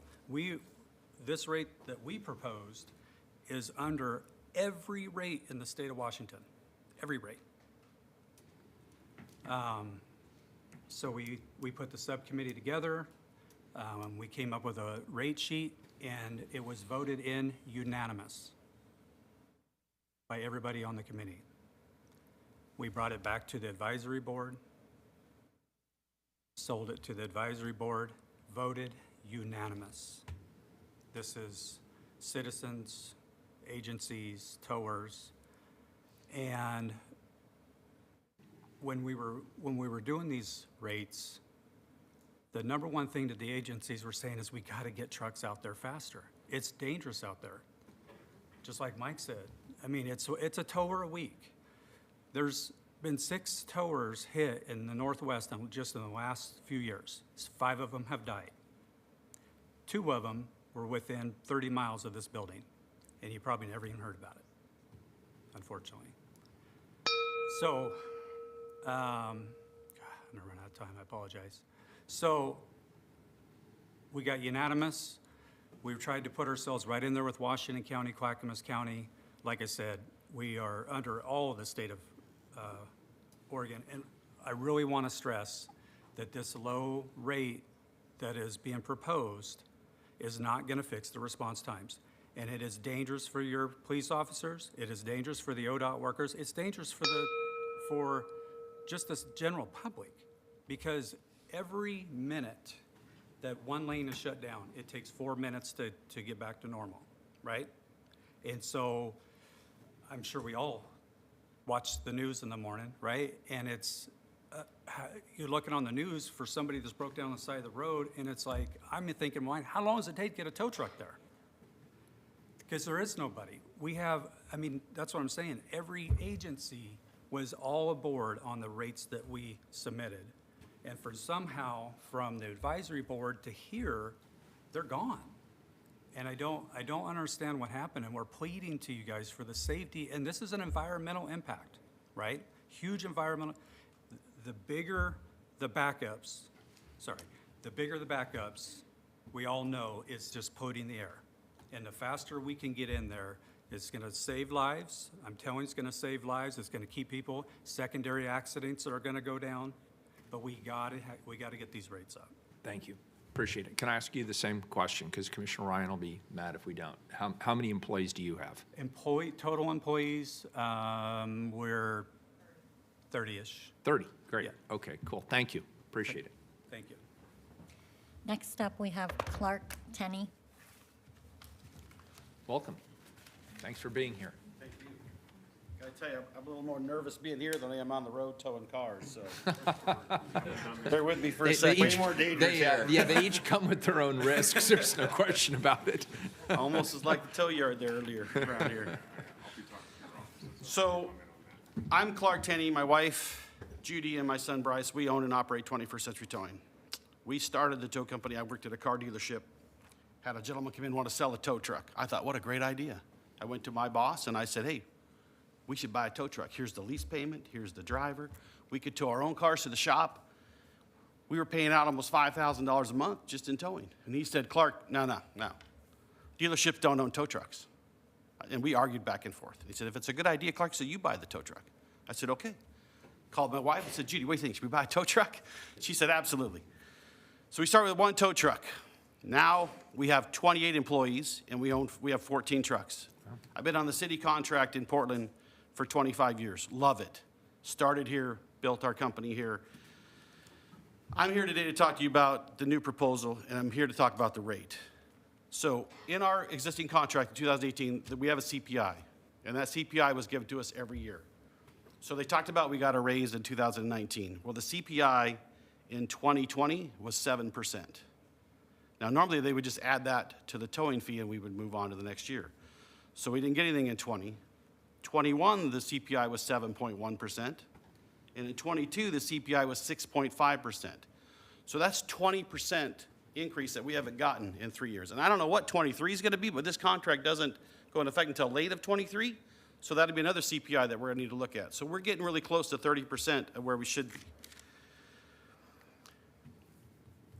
The only way that we can serve the community, all our agencies, is be able to keep the employees that we have, like you talked about before, to retain good employees, to keep them with us, and to hire more employees, but we can't do it with a 3% increase. If you mean to tell me from 4 years, from 2019 until 2023, the increase in products across the state was 3%, we'd all shake our head and say, you're crazy. Just a gallon of milk went up 11% in 2021, and then it went up another 7% in 2022. That's 20% increase just in the products that we buy. We're not talking about insurance, fuel, lease payments. Everything that we deal with has gone up. A truck in 2018, I paid $82,000 for. In late 2022, because we buy it for the tax break, I paid $114,000 for the same truck we bought. That's $34,000 increase, and it's going to get worse as time goes on. So I'm encouraging you, please don't adopt the rates that have been set forth today. We want the hardship program. We are all for that idea, absolutely. We have people show up every day that can't afford the tow bills that we have, and we discount them to try to get them back in their vehicles. So again, I'd like you to not propose the rate. I'd like you to look at the rate study that was given to us by the board, and thank you for your time. Thank you. We really appreciate your being here. Our last testifier is EF, who was planning to join us online. Let me see if they're here. No, is Commissioner Maps, did you have EF? a question? Or I have a wrap-up, a final comment. But if we should take public testimony, our last testifier. Yeah, I'm just checking. Okay. There's anyone here who signed up to EF? testify? I think we're done. Okay, good. All right, Commissioner Maps. Sure. I just want to thank everyone who provided testimony today. I found your worked experience to be quite compelling. And here's what I propose to do. Over the course of the next week, I'll reach out to my colleagues on council to gauge the interest and willingness to adjust the proposed rates in this ordinance. And frankly, if I got 3 votes to bump this up to make it more appropriate, that is an amendment I will bring back when we bring this back before council. And Mr. Mayor, I'll hand it back to you. Thank you. Very good. Colleagues, any further questions at this point? Commissioner Ryan.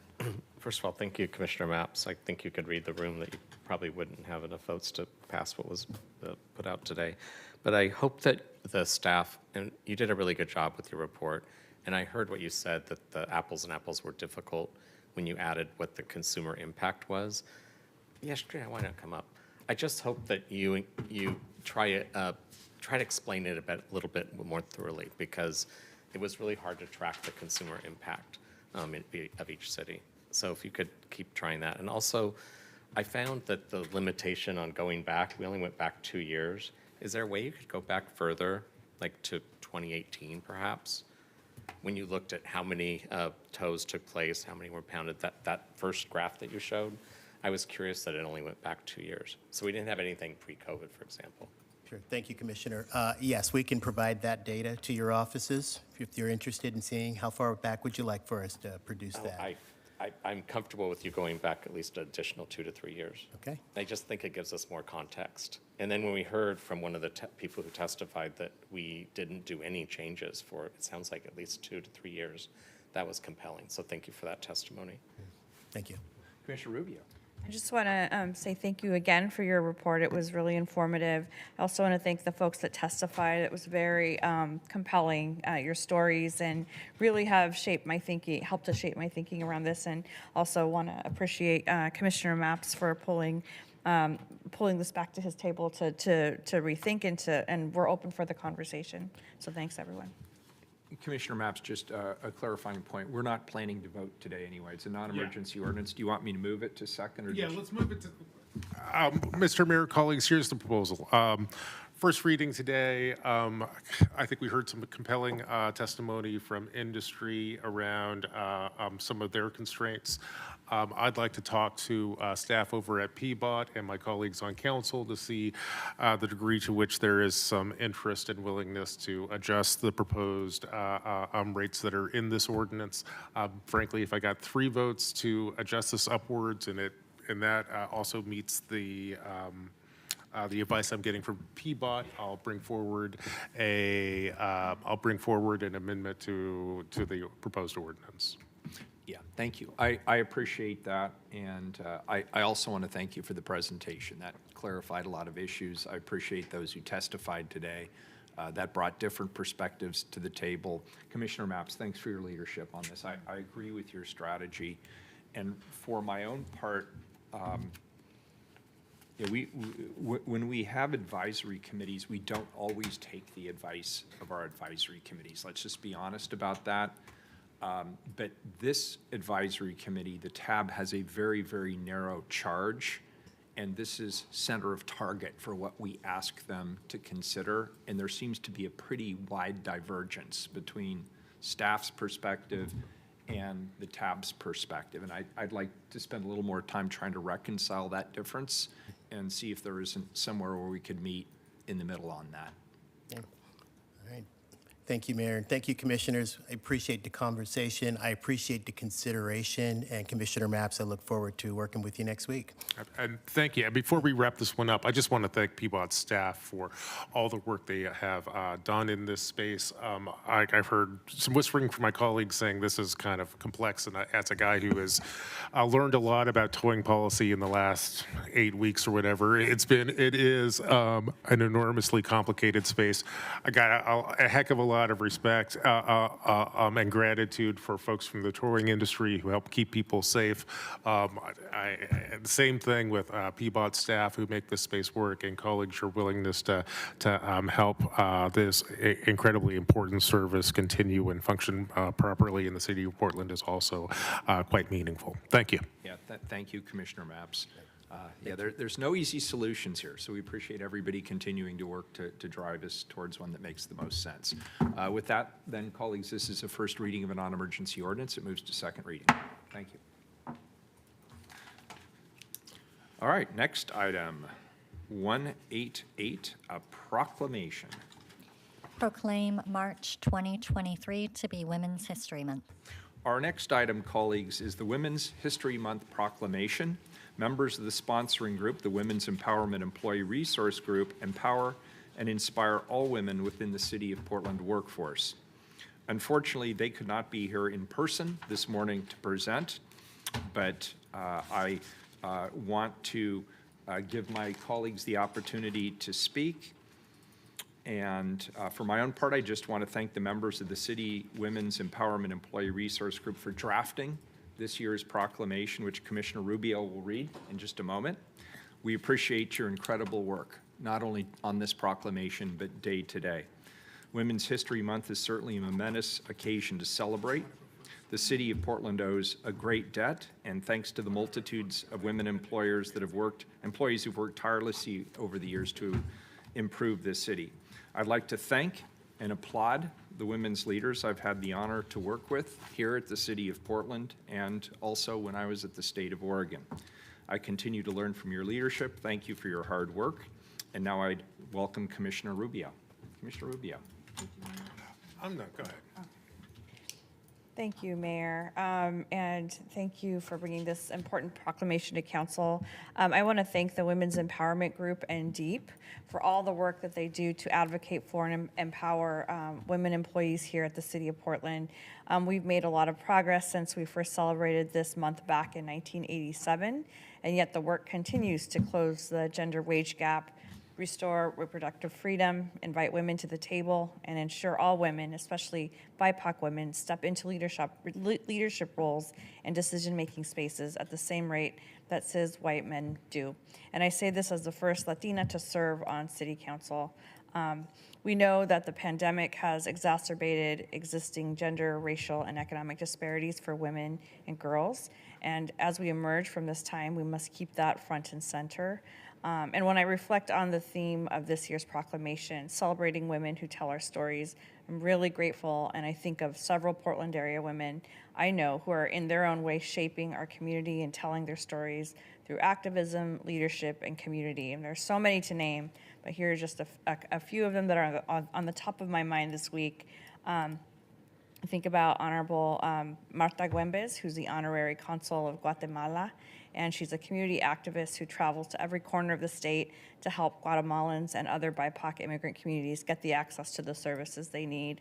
Think about Holly Libau, who's a business owner and philanthropist who personally dedicates hundreds of volunteer hours to mentorship, technical assistance, and generous support to Portland area culturally specific nonprofits and women leaders every year for over a decade. Think about Kali Ladd, who's the co-founder of Kairos PDX and also the CEO of the Children's Institute. And I think about her tireless advocacy at the state and local level on children's issues. And also I think about the many dedicated and outstanding women employees here at the City of Portland, too many to name, bureau directors, managers, and frontline workers, as well as my own majority women staff, Jillian, Misan, Angela, Michelle, Megan, and Christina.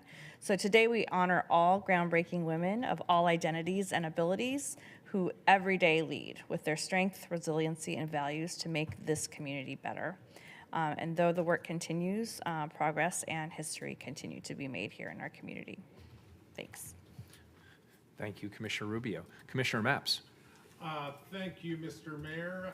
Colleagues, I am proud to join you in declaring March 2023 to be Women's History Month here in Portland, Oregon.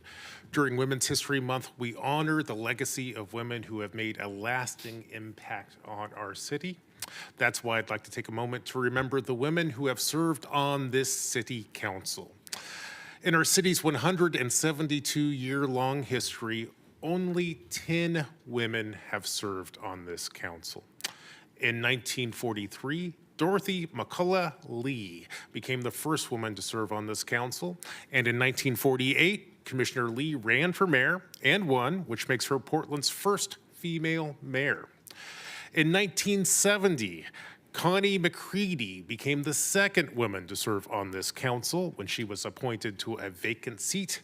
McCready was a maverick Republican who broke with her party on issues like the Equal Rights Amendment and gay rights.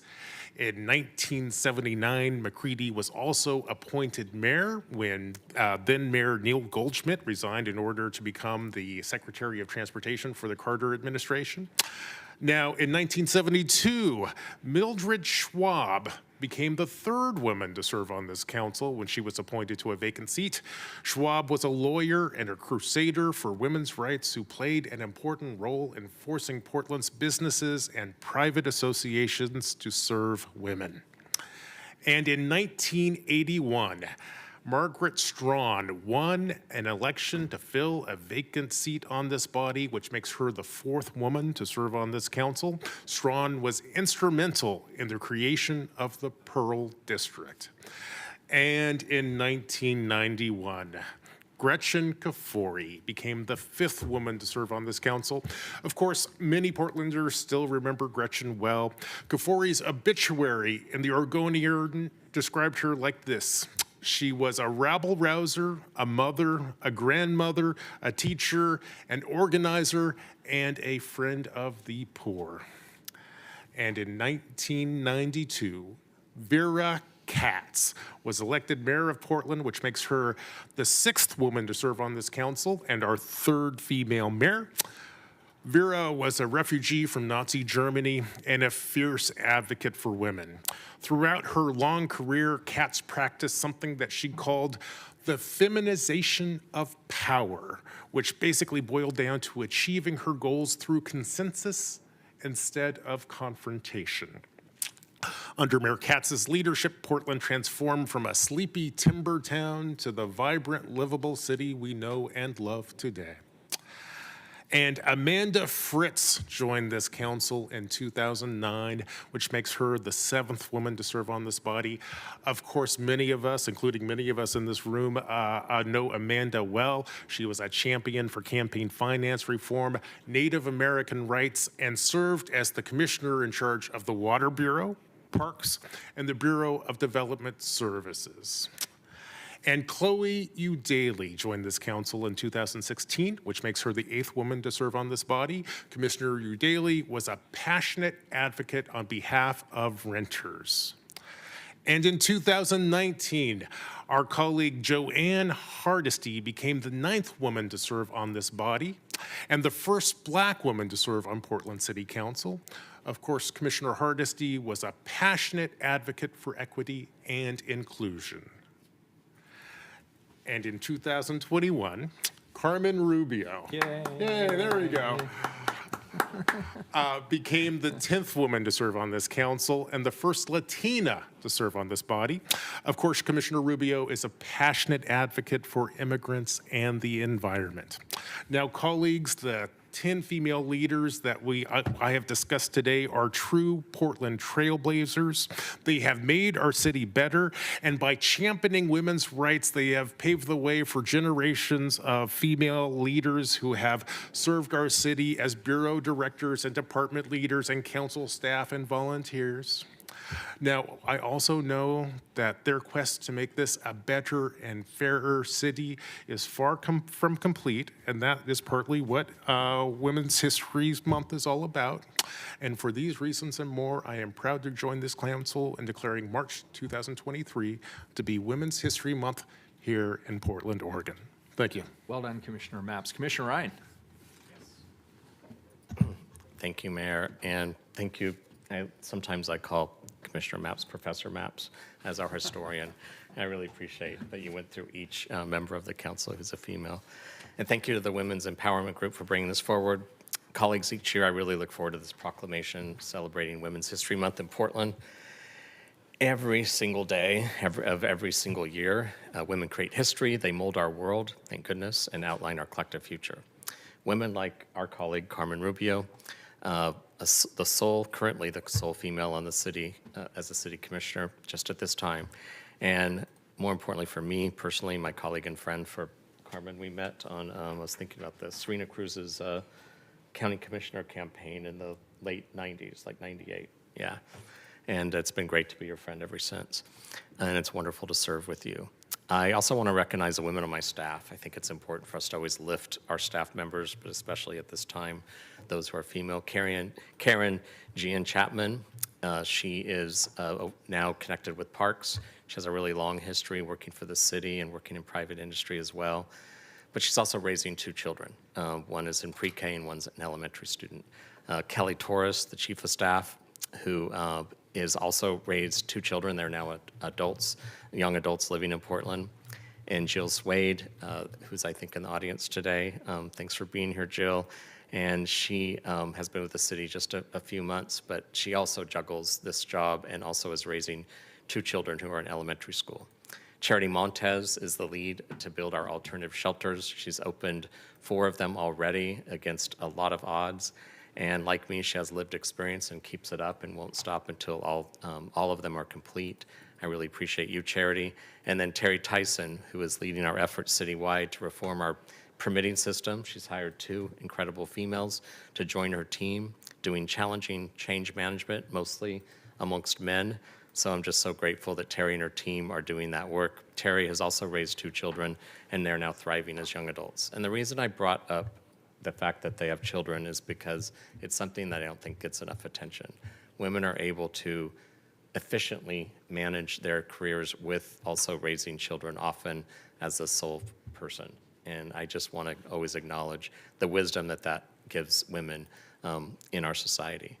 I'll end with my mother. I always like to lift her when I can, and her story, which I didn't really become familiar with till I was older, was that she was a foster child and lived in a dozen homes until she was reunited with her father at age 13.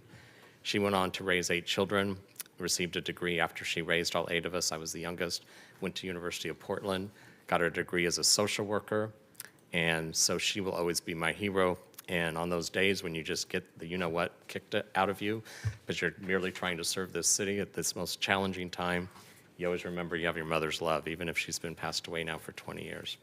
I hope that all of my fellow Portlanders take time to show their appreciation and support for who really does rule the world, and that would be women. Thanks. Thank you, Commissioner Ryan. Commissioner Gonzalez. Well, I just would like to celebrate our opportunity to identify the contributions of women to events in history and contemporary society, which is Women's History Month. I think we can seize on the concept of lifting up the next generation of Portland and Oregon women at this time. And would just like to call out, I'm a father of 2 teenage girls, a husband to a powerful woman who runs the small business that keeps our family alive while I pursue public service, and who stepped up big time when I moved over to the public sector side. So I want to embrace the women in my life, including family members, and for all they do. Also want to celebrate mothers in the city of Portland that navigated the pandemic with closed schools, substantial disruption to their careers, their ability to support the organizations that they were involved in while they stepped in for over a year of closed public schools in the city of Portland. They deserve special call out. And I would like to call out our collective responsibility to empower women to identify the next generation of leaders in the city of Portland. That is all our collective responsibility. With that, I'd like to note the wonderful women members of my team. Grace Zarpak is a policy advisor, has worked for a number of mayors in the city of Portland. Watch her. You're going to see big things from Grace in the coming years, I believe. Grace Galvez Mora is our executive assistant and operations director, extensive experience in the city of Portland, and in a relatively recent immigrant to the United States from Ecuador. And then finally, Edna Velasquez, she answers the phone. She does constituent interactions. She's a trained lawyer from Mexico, but we were successful in recruiting her to do our constituent interactions, and I also see big things for her in the future. So with that, I'd like to thank you. Thanks, Commissioner. All right, so Commissioner Rubio, it's time to read the proclamation. Thank you. All right, thank you. Whereas women's history has been recognized in the United States since President Jimmy Carter issued the first presidential proclamation declaring March 8th, 1980 National Women's History Week, and has been officially celebrated as Women's History Month since 1987. And whereas each year, Women's History Month is an opportunity to bring to light the achievements, leadership, courage, strength, and love of people who identify as women and who have contributed to our community's greatness and success while empowering all people, regardless of disability, race, color, ethnicity, religion, spirituality, gender identity, sexual orientation, national origin, age, culture, or class. And whereas for too long, women were formally excluded from full participation in society and our democracy, and it took the courage of so many bold women who dared to transcend preconceived expectations. So barriers were broken, discoveries were revealed, and progress advanced. And whereas historically women of color and women with disabilities have been limited, unacknowledged, and often unrecorded in their contributions. Women such as Mary McLeod Bethune, who in 1936 was the highest ranking African American in the federal government and only woman of color to attend the first meeting of the United Nations, or Leah Hing, longtime resident of Ladd's Addition neighborhood, who was the first Chinese American woman to earn a pilot's license and become an instrument mechanic during World War II, or Maria Van Britten Brown, who invented the world's first home security system in the 1960s, or Shirley Chisholm, first elected in 1968 to Congress and who fought for racial and gender equity, and the first African American woman to seek the nomination for President of the United States, or Fannie Lou Hamer, disabled by a bout of polio in childhood, who helped found the Mississippi Freedom Democratic Party in 1964 and was a women's rights activist and key leader in the U.S. Civil Rights Movement, and many, many more who have been present in untold or oral histories and continue to play important roles in furthering the knowledge and leading fair and transformational change for society. And whereas Women's History Month is a time for all Portlanders to recognize that people that identify as women, regardless of socioeconomic status or intersectionality, who daily navigate systems that were not designed to meet their needs and perform a disproportionate amount of unpaid care work, and these duties are in addition to their paid jobs, creating a double burden of work that results in having less time for paid labor, political participation, self-care, rest, and leisure. And whereas to lift up the next generation of women, the City of Portland seeks to promote inclusive data collection so specific steps can be taken to improve the workplace for people that identify as women, establish ways to give women a seat at the table, listen to them, make their safety top priority, ensure equal protection under the law, and fund programs that provide access to equitable opportunity so that there will not be competition with one another over scarce resources and seats at the table, but rather an inclusive space for all to participate with a commitment to draw in women of color, empowering women to lead, and making the City of Portland an employer of choice while contributing to their well-being and allowing them to thrive. And whereas a woman's gender identity is their innermost concept of being female, it is their personal journey into womanhood. Every journey is unique and different and should be embraced. Whereas the 2023 Women's History Month theme, Celebrating Women Who Tell Our Stories, is chosen in solidarity with National Women's History Alliance and women around the world.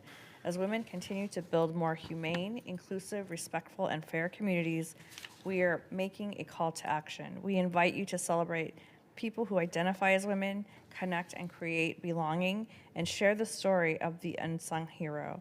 Support and contribute to their well-being and acknowledge their story. Mayor. Thank you, Commissioner, for reading that.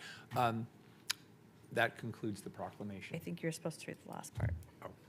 Therefore, I, Ted Wheeler, Mayor of the City of Portland, Oregon, the City of Roses, do hereby declare that this is Women's History Month and encourage all residents in the City of Portland to observe this month. Thank you. Thank you. Colleagues, why don't we do this? We're now 2 hours and 15 minutes into this. We have not yet moved to a rather extensive regular agenda. Why don't we take a 10-minute break? Great. And we'll come back and we'll get to the regular agenda. Thank you. We're in recess.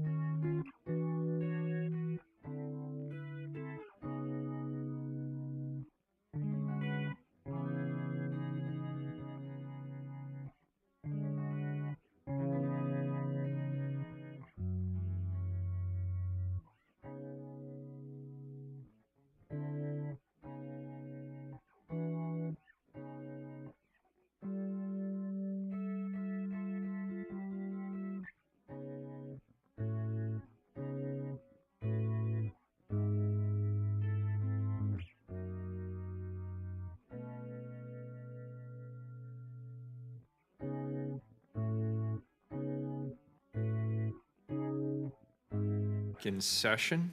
The next item, please, is 195. It's a proclamation on the regular agenda. Proclaim March 8th, 2023 to be Islamic Heritage Day. Colleagues, our next item is a proclamation celebrating the 30th anniversary of the Muslim Educational Trust. Commissioner Rubio will introduce the item. Commissioner. Thank you, Mayor. And thank you for bringing this important proclamation forward. I'm so very honored to be able to co-sponsor this proclamation today in honor of the Muslim Educational Trust's 30th anniversary and recognition of 2023 Islamic Heritage Day. And thank you to our presenters and the founders and supporters of the Muslim Educational Trust for your 30 years of service to our diverse Islamic community members, many of whom reside in Portland. Since 1993, MET has been a leading convener, community builder, and gathering center point for the Portland metro community. And I had the honor of meeting two longtime community leaders, Mr. Wajdi Saeed and Ms. Layla Cully, when I first worked here as a city council staff a long time ago, early in my career. And they were insightful, innovative, and collaborative leaders then, and still are now, today. And they, together with MET leadership and communities, are mentoring and investing in the next and future generations of leaders from the Muslim communities in Oregon. As Oregon's only Islamic school, MET campus houses the Oregon Islamic Academy for students grades 6 through 12, and the Islamic School of MET from grades pre-K through 5th grade. The schools serve students from 48 ethnic groups across the Middle East, Africa, Asia, and Eastern Europe, and speak 82 languages, and many are first or second generation immigrants. This center continues to be a transformational catalyst for cultural and spiritual understanding among various faiths and diverse communities, especially to eradicate Islamophobia and promote interfaith dialogue, which has resulted in a more peaceful and more inclusive Portland. Wajdi, I believe you captured it perfectly when, after two Portlanders lost their lives in the hate crime in 2017, you said that we are one humanity, we belong to one world. So I'm personally appreciative of the Muslim Educational Trust community and all it has done to create that inclusive vision. Now it's my honor to introduce our presenters today, followed by comments from my colleagues, and then a reading of the proclamation. So now I would like to invite Mr. Wajdi Saeed, President and co-founder of MET UP, as well as introduce, following his remarks, Layla Cully, a trustee, and Anwar Bashar, an advisory board member, for their presentation.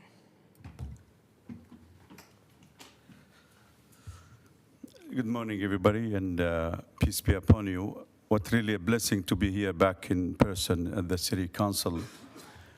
Respected Mayor, respected Commissioner Rubio, and respected Commissioner Mapps, and Ryan and Gonzalez. It's really a blessing to be here for several reasons. One of them, we remember the leadership that shaped our minds and our hearts, in this city and this state. I remember, when I came as a young man from Yemen, a native of Yemen, 19 years old, to study medicine, I met, Governor, Atiyah. Governor Atiyah was a Republican, but he was a good person, good Republican, and positive, engaging. I met also the founding dean of the College of Urban Planning, Nuhat Tulan.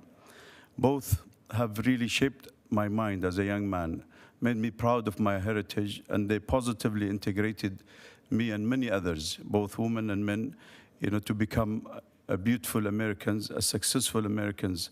Today, we celebrate also our African-American Muslims that have contributed, to the success of what it means to be an American. Without the African-American story, without the Latino story, without the indigenous people's story, we wouldn't have enjoyed many of the challenges that are facing us today. I say enjoying the challenges because challenges sometimes can be positive.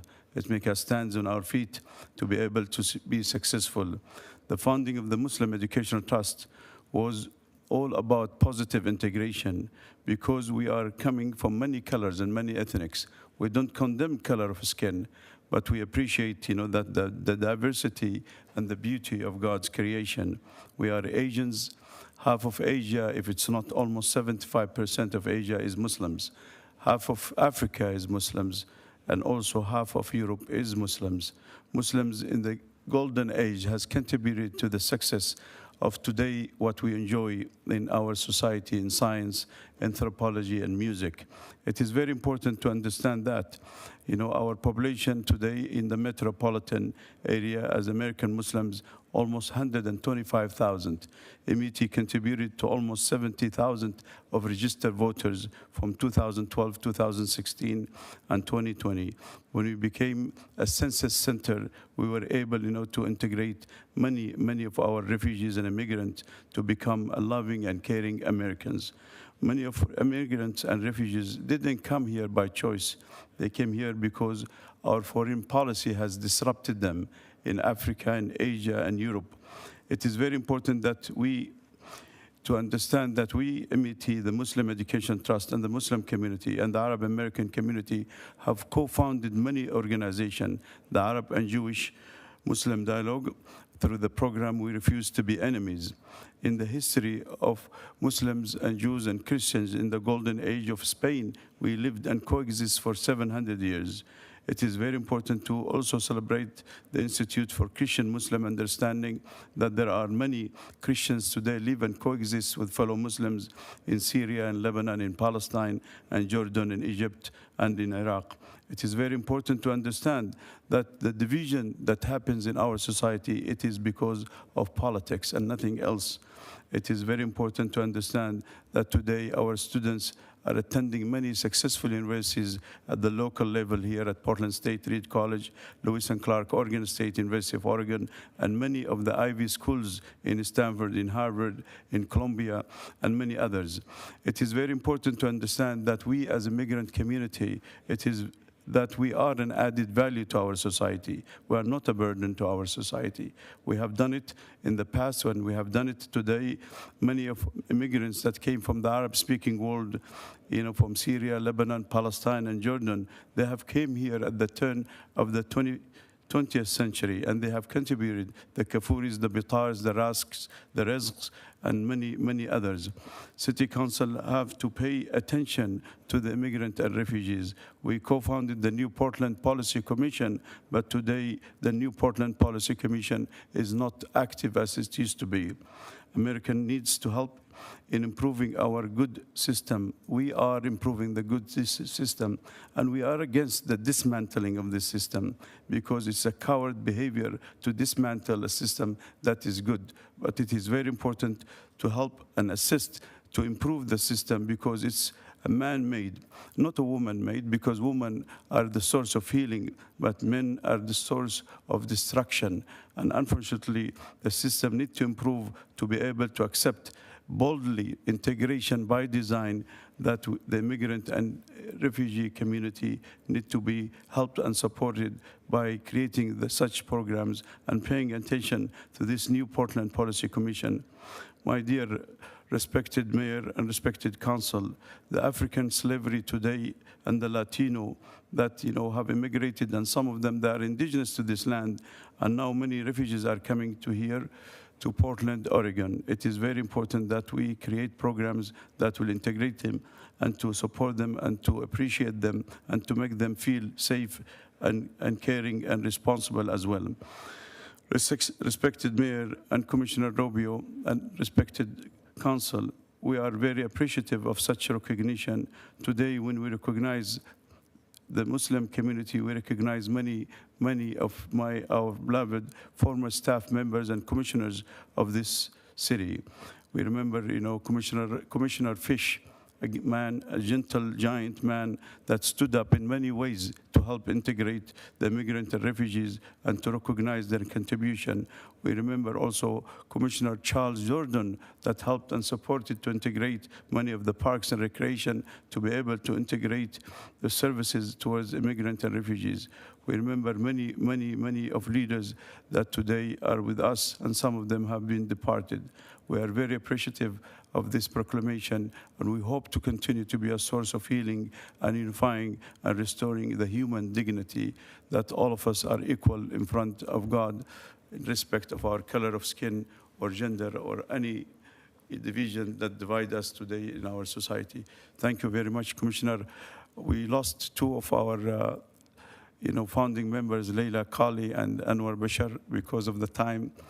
And I took even a nap while we are addressing the towing companies and many others. But I'm joined with one of our young leaders, Mr. Jawad Khan, is the Chief Programming Officer that will also speak for a few minutes. Jawad. Thank you, Brother Wajdi. It is an absolute honor to be here and speak before you, dear respected Portland City Council and respected Mayor Wheeler. On behalf of the Muslim Educational Trust and the Muslim community in Portland, we would like to express our gratitude for today's proclamation celebrating the 30th anniversary of the Muslim Educational Trust and Islamic Heritage Day. We appreciate the forward thinking and commitment to diversity, equity, and inclusion shown by the City Council, the Mayor, and the city leaders.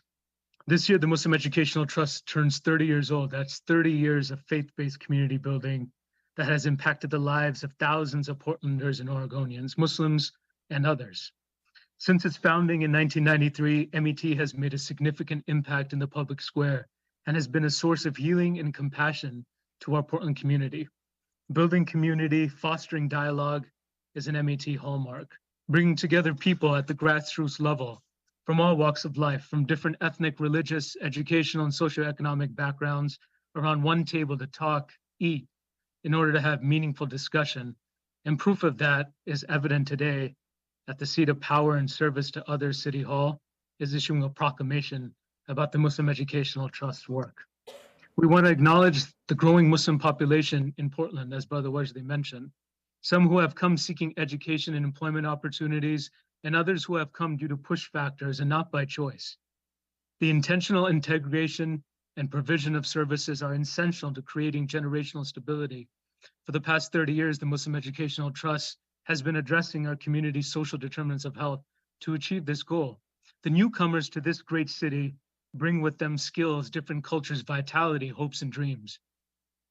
If integrated into society, given the services to build stability and seek opportunities, they will thrive. This has been the work of the Muslim Educational Trust for the past 30 years, work in its ideals that we believe we share with the city of Portland.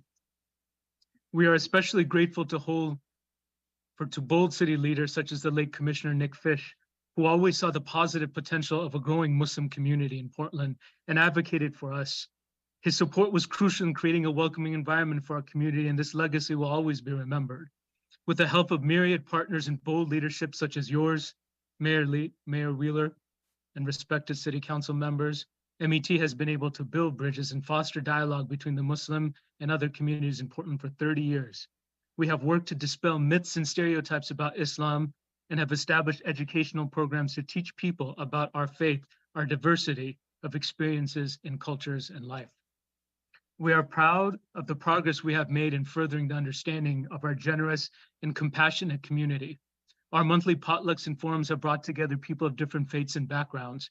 Our rental support programs in partnership with counties and cities and state have distributed over $1.7 million in rental assistance since the beginning of the COVID pandemic.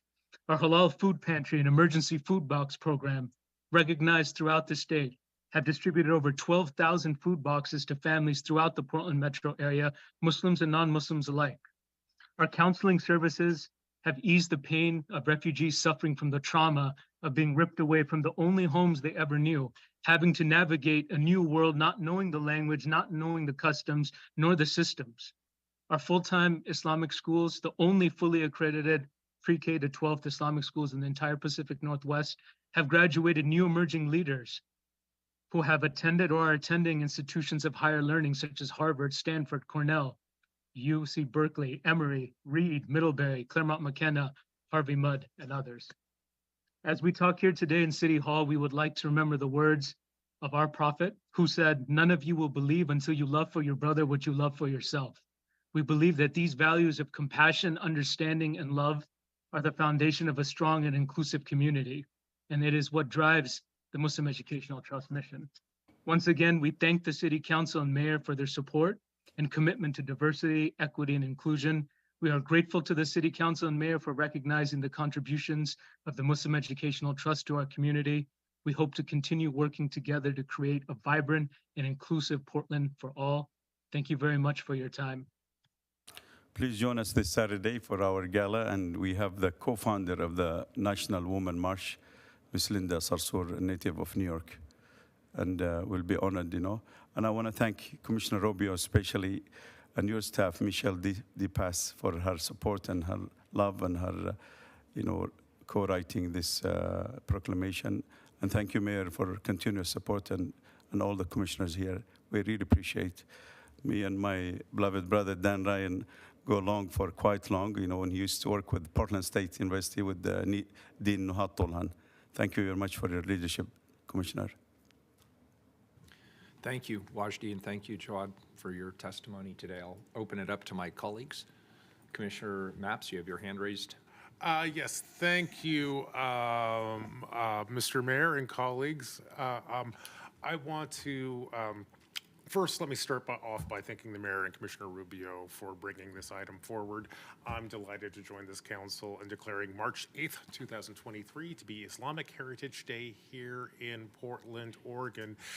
And I appreciate this opportunity to reflect on Islam's influence on our nation and the city of Portland.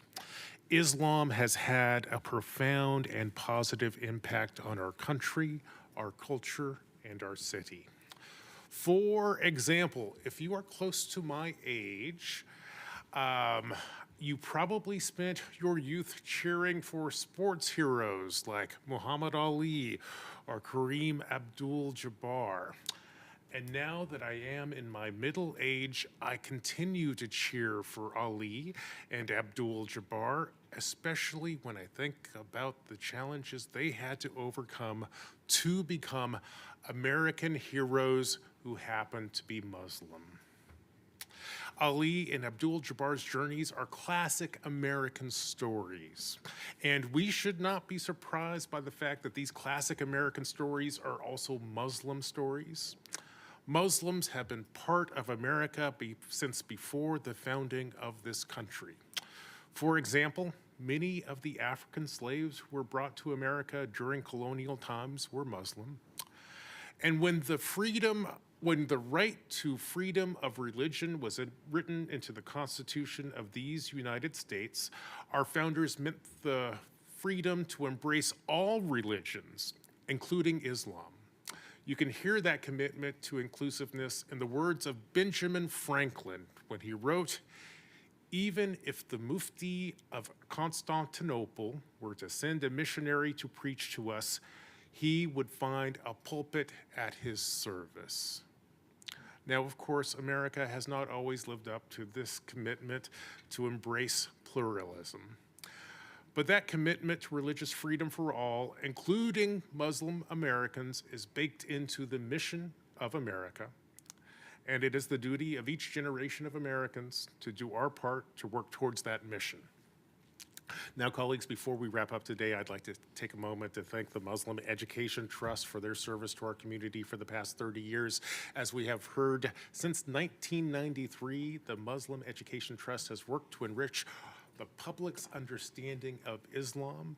And if you are looking for an opportunity to celebrate Portland's Islamic roots, I encourage you to attend the Muslim Education Trust annual fundraising and cultural night dinner, which, as we heard, will be held on Saturday, March 11th, 2023. I believe tickets are still available and can be found online.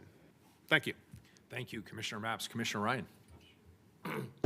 Thank you, Mayor and Commissioner Rubio, for bringing this forward. I was delighted to see it on the agenda today, and what a great opportunity to actually just take time to celebrate Muslim Education Trust and of course the broader Islamic community. But today I'm going to make it more personal about your organization that you founded.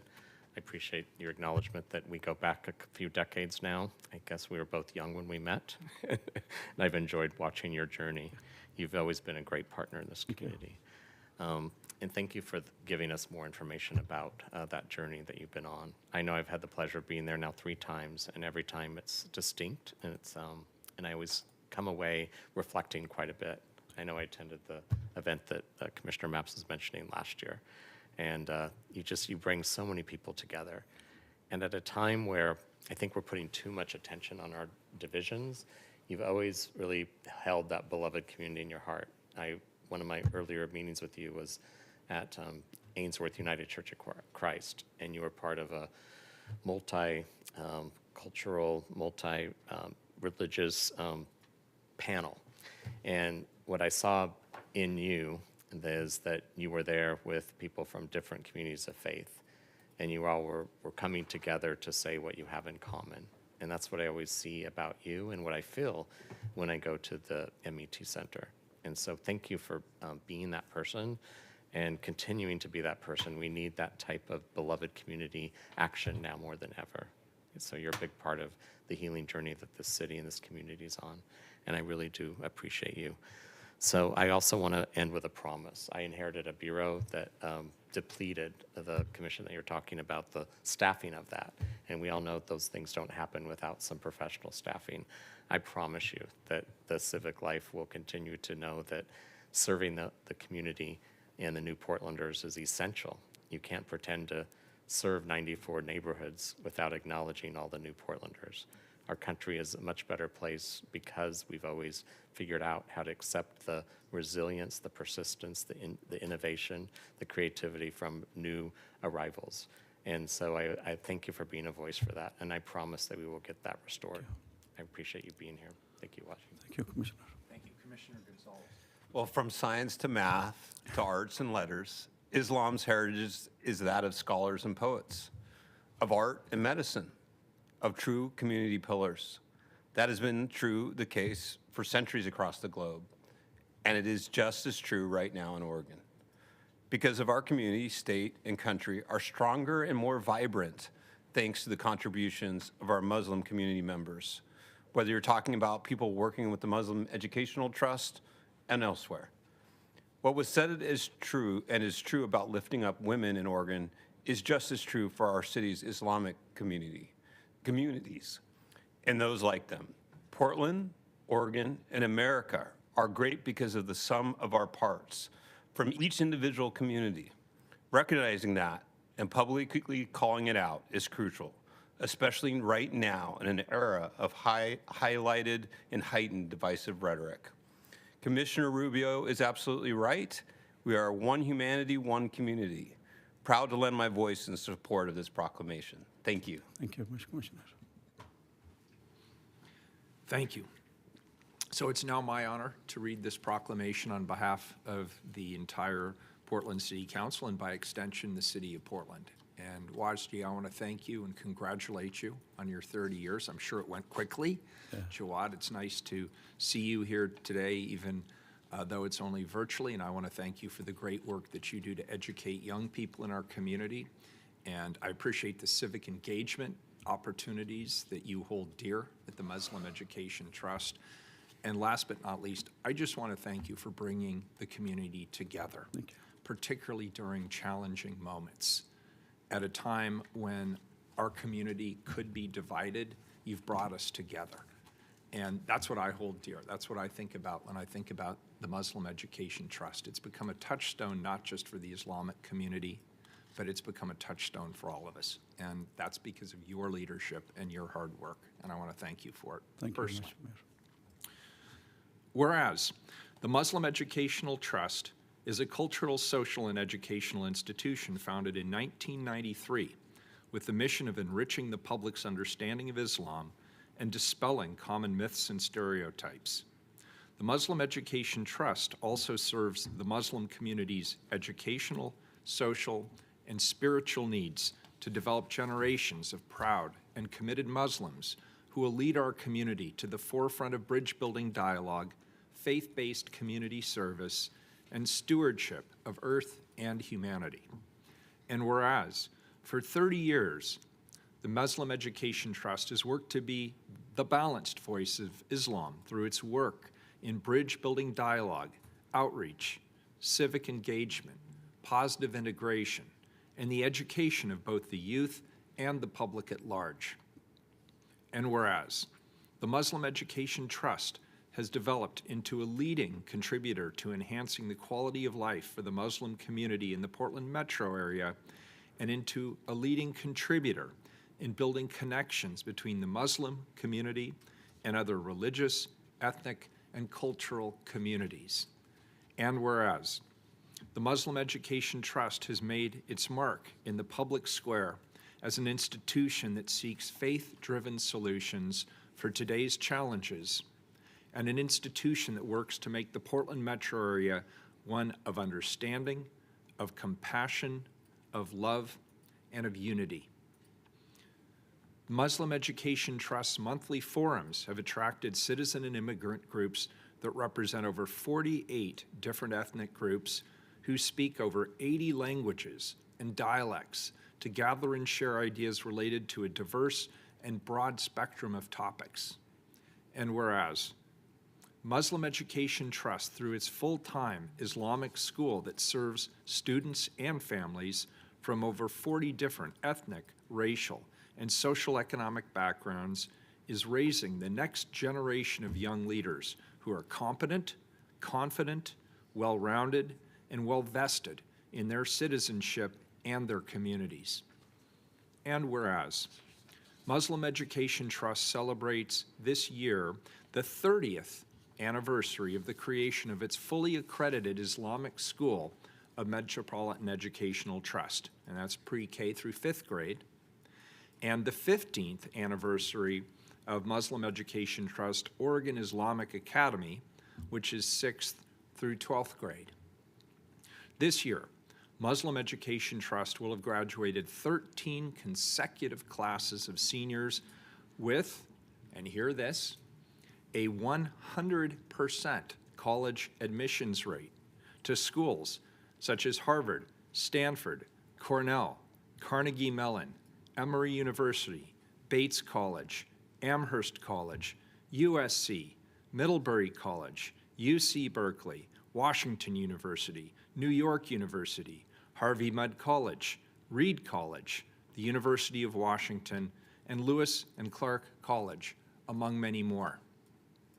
And whereas, Muslim Education Trust Youth Ambassadors Club, comprised of high school students, has built a record of civic achievement and engagement that works with other Portland nonprofits in serving persons in need while helping its youthful members develop a sense of achievement and pride in themselves, individually and collectively. And whereas, Muslim Education Trust has forged strong partnerships with over 55 local organizations, both Muslim and non-Muslim, and provides a cohesive bond for our diverse community that opens channels for communication and promotes dialogue across differences. Muslim Education Trust has co-founded numerous interfaith organizations like the Institute for Christian Muslim Understanding, ICMU, Arab Jewish Muslim Dialogue, Interfaith Council of Greater Portland, the ICGP, Between Women, Interfaith Group, and the Beloved Community Coalition. And whereas Muslim Education Trust serves as a cultural hub for the Portland Metropolitan's growing Muslim population of over 100,000 individuals, and served as a U.S. Census 2020 center to help count the undercounted population, and has helped mobilize more than 50,000 new voters during the 2016 and 2020 elections. And whereas the newly established center is an icon of Islamic heritage and civilization, an embodiment of positive integration of the American Muslim community, a source of healing and empowerment for children, youth, adults, and the public that will transform their lives for the better and help them thrive and to become well-engaged citizens. Now, therefore, be it resolved, I, Ted Wheeler, the mayor of the city of Portland, Oregon, the City of Roses, do congratulate the Muslim Educational Trust on its 30th anniversary, and do hereby proclaim March 8th, 2023 to be Islamic Heritage Day in Portland, and encourage all residents to celebrate this day. Thank you, Washington. Thank you very much.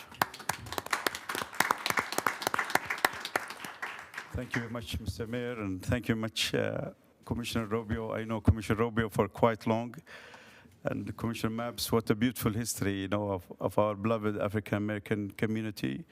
Thank you, Commissioner Gonzalez and Commissioner Ryan. I really appreciate this, and I hope that we are going to continue of service and for another 100 of years. Thank you very much, everybody. If you don't mind, I would like to take a group photo with you with the proclamation. Sure. If that's possible. I can come in the back there if you want me. Okay, no problem.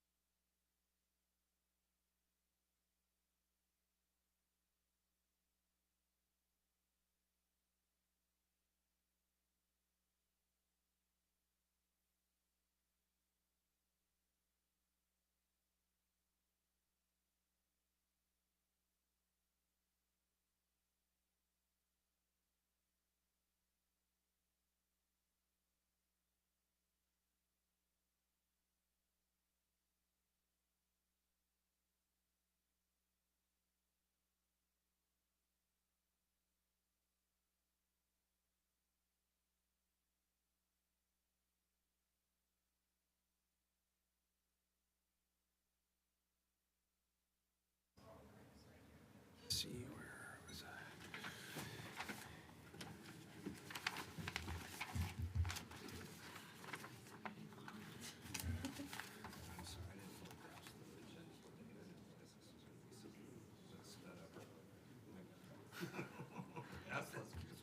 Now you're going to pay. All right. Item 196, a report, please. Appoint members to the Fair Housing Advisory Committee for terms to expire April 1st, 2025.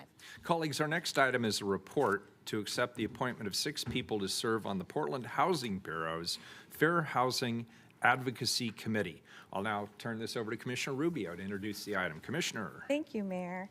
The Fair Housing Advocacy Committee, FHAC, is a multi-jurisdictional committee tasked with review of our regional fair housing planning processes, implementation of the Fair Housing Plan recommendations, and advocacy for fair housing policies.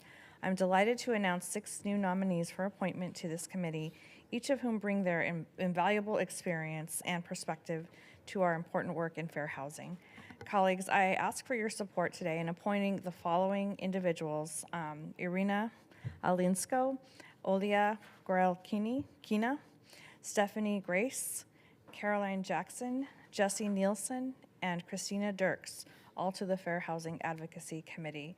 So I will now turn it over to Leslie Goodlow, Equity and Operations Business Manager for the Portland Housing Bureau, for additional remarks. Good morning, or I'm sorry, good afternoon, Mayor and Commissioners. I am Leslie Goodlow, the Equity and Business Operations Manager for the Portland Housing Bureau.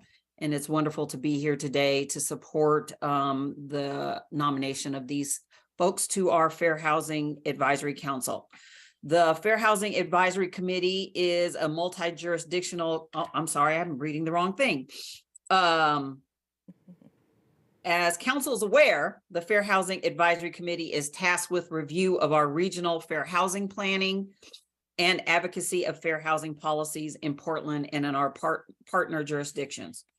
With this in mind, it is critical that we elevate the voices of our communities that have been systematically disadvantaged in our efforts to affirmatively further fair housing. I am grateful for the commitment and willingness of each appointee to help us with the mission and look forward to their service to our city and our residents.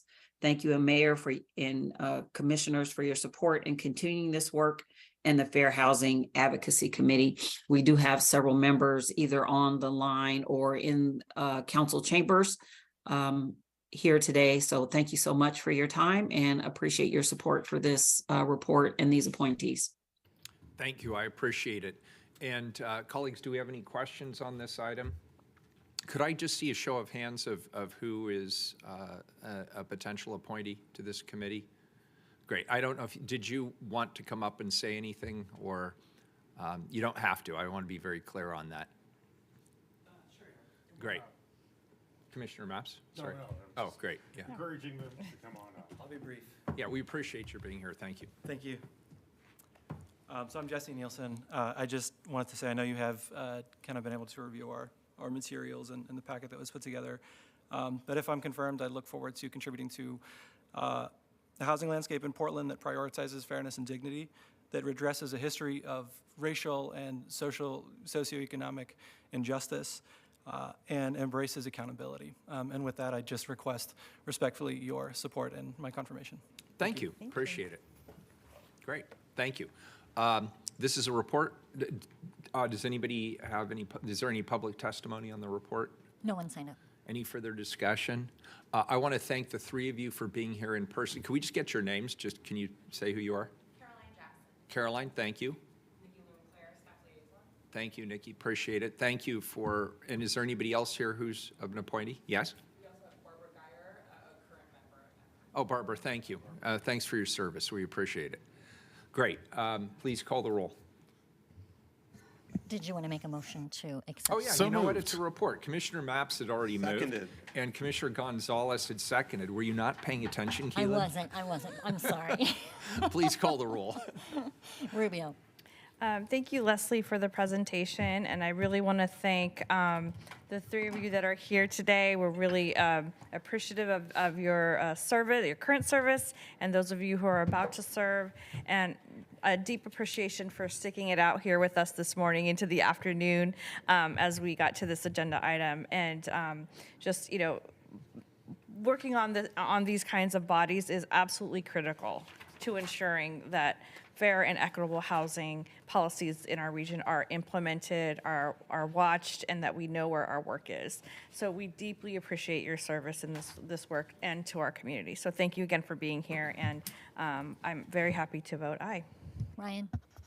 Yes, thank you, Jesse, for coming up and saying a few words. And it's really nice to have Caroline and Barbara here, and also for the staffing that you do. I had the pleasure of having a few conversations with some of you over the past year, and it was really enlightening on what your role and your purpose is. I know they're eager to make a difference, and I could tell you were doing some systemic updates on how your voice could be more profound in this journey of fair housing.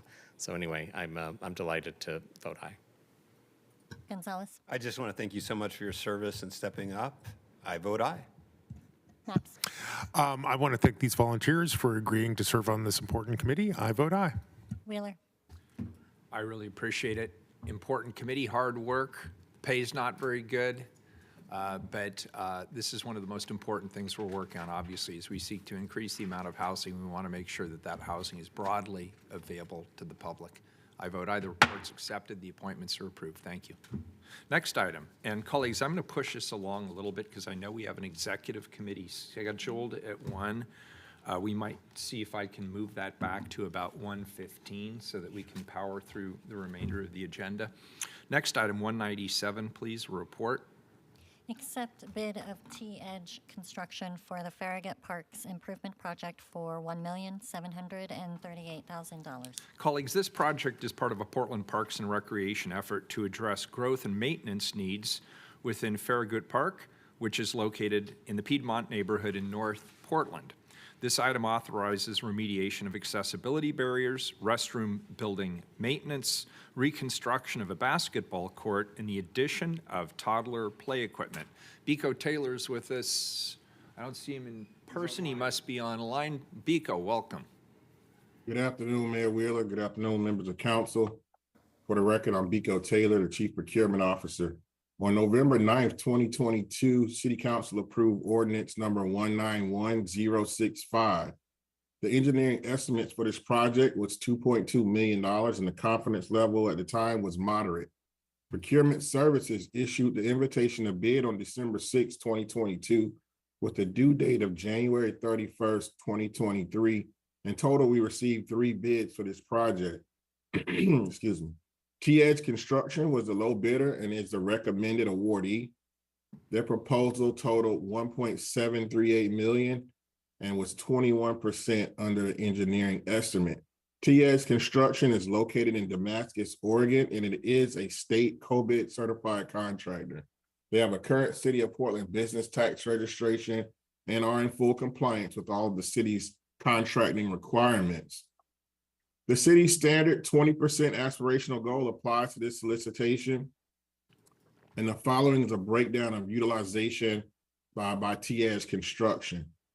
T-Edge will complete roughly 60% of this project.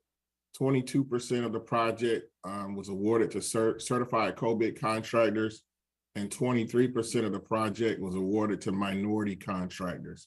So they did a good job with this one. The funding for this project is in the 5-year capital budget beginning in fiscal year 23. And also, if there are any questions, I'm happy to answer them right now. We also have a project manager from the Bureau in attendance to answer questions as well. That concludes my report. Thank you, Director Taylor. Colleagues, any questions of Director Taylor? Any public testimony? No one signed I'll up. entertain a motion. So moved. Commissioner Maps moves to accept the report. Commissioner Ryan seconds. Any further discussion? Seeing none, please call the roll. Rubio. Thank you, Director Taylor, for your work on this. I love this project, and I'm happy to vote aye. Ryan. Yes, thank you, Director Taylor. I also really love this project. This is really important for the North Portland community, and I really appreciate that Parks engaged with the daycare, with the early childhood systems there, and also the neighbors. We got a lot of testimony from neighbors who are really excited about this improvement to their neighborhood.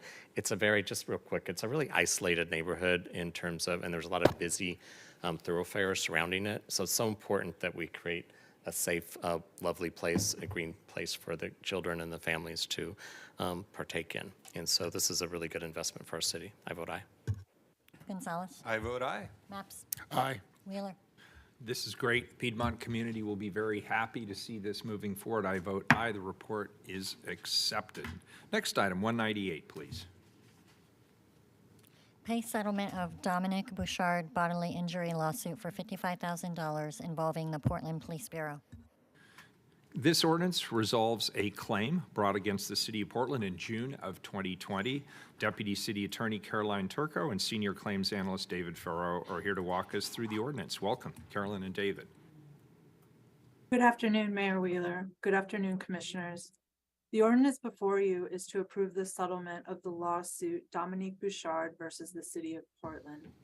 Ms. Bouchard has alleged that she was injured during one of the George Floyd protests in the summer of 2020. This case involves one of the early protests in downtown Portland that was particularly violent. Protest occurred on the night of June 5th, 2020, and into the morning of June 6th, 2020. Plaintiff's lawsuit stated 2 claims of battery, one from being pushed to the ground by a police officer, and a second from being hit with a less lethal munition. The push to the ground resulted in Ms. Bouchard's right wrist being broken, a closed distal radius fracture. The less lethal munition hit Ms. Bouchard's upper thigh and caused bruising. She was also exposed to tear gas. Ms. Bouchard underwent an open reduction internal fixation surgery for her wrist, in which a metal plate and screws were placed to secure the bone. She attended counseling for psychological injuries. Her medical bills totaled approximately $31,000. She presented evidence during the course of the lawsuit that she would need the hardware removed from her wrist, which would require a second surgery. Ms. Bouchard's lawsuit asked for these medical bills, $31,000, as well as $500,000 for pain and suffering. There were no photographs or videos of Ms. Bouchard's incident, but other videos of the evening showed a violent protest, during which PPB used the types of force that Ms. Bouchard experienced. The parties were able to directly negotiate a settlement of the case for $55,000, which will adequately compensate Ms. Bouchard for her medical bills. The settlement also includes all other attorney fees and costs. The parties have decided that this amount is a mutually agreeable amount, given the risks that trial would present for both sides. That concludes my remarks. I'm happy to answer any questions or give any further information. Very good. Thank you. Any questions, colleagues? Do we have public testimony on this We item? have 2 people signed up. Very good. First up, we have Sangha Mabaklane. Welcome. Thanks for your patience. My name is, my African name is Sangha McBaughlan. My colonial name is Demetria Hester. With this settlement, first I want to say we're on stolen land. Secondly, I want to say, you sit here, Mayor, and say for respect. When I called last week, you hung up on me. It was my turn to speak, but you chose to hang up on me. But you sit here in front of us saying that we should respect you and what you say, but you do not respect us as the community. You sit here and had someone removed, and your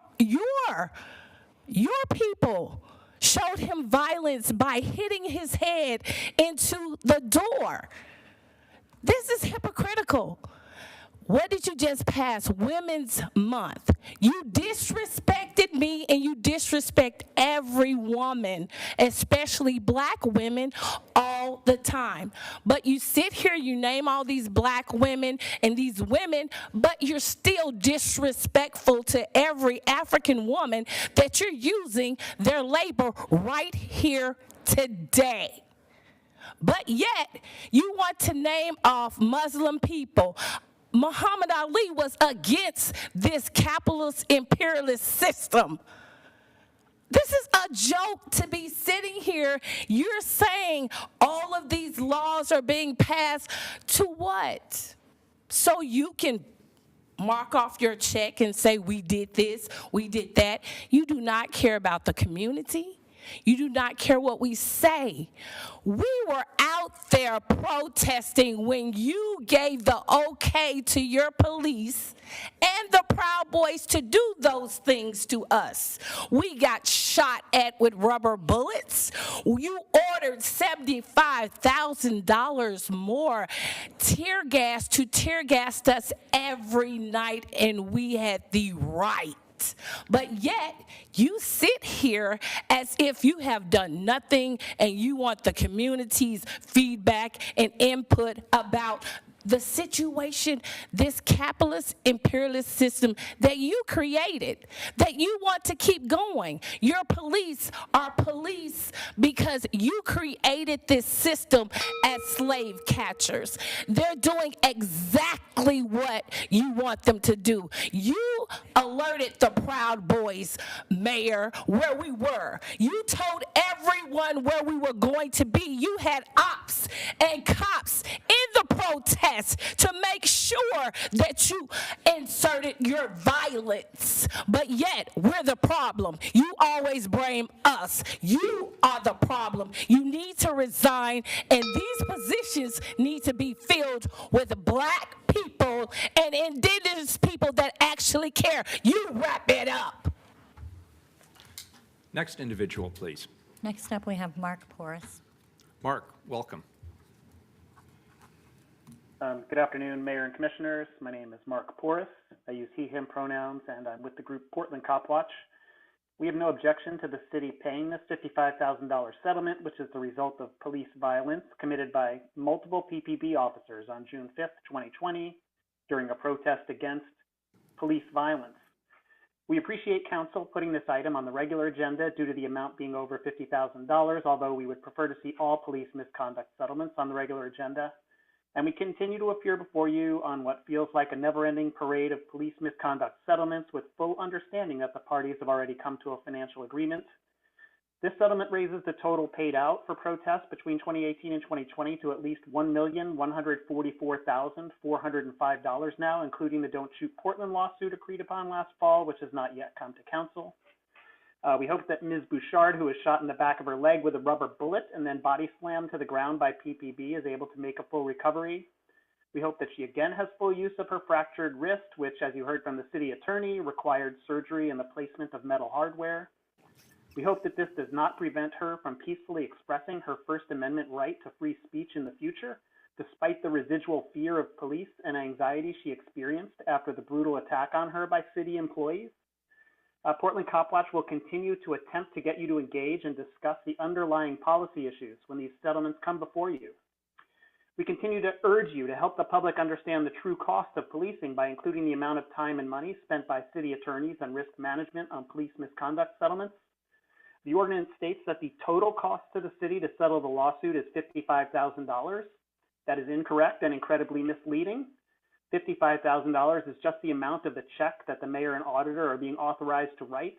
Risk management will execute a payment authorization, which means someone's salary is being paid to do that.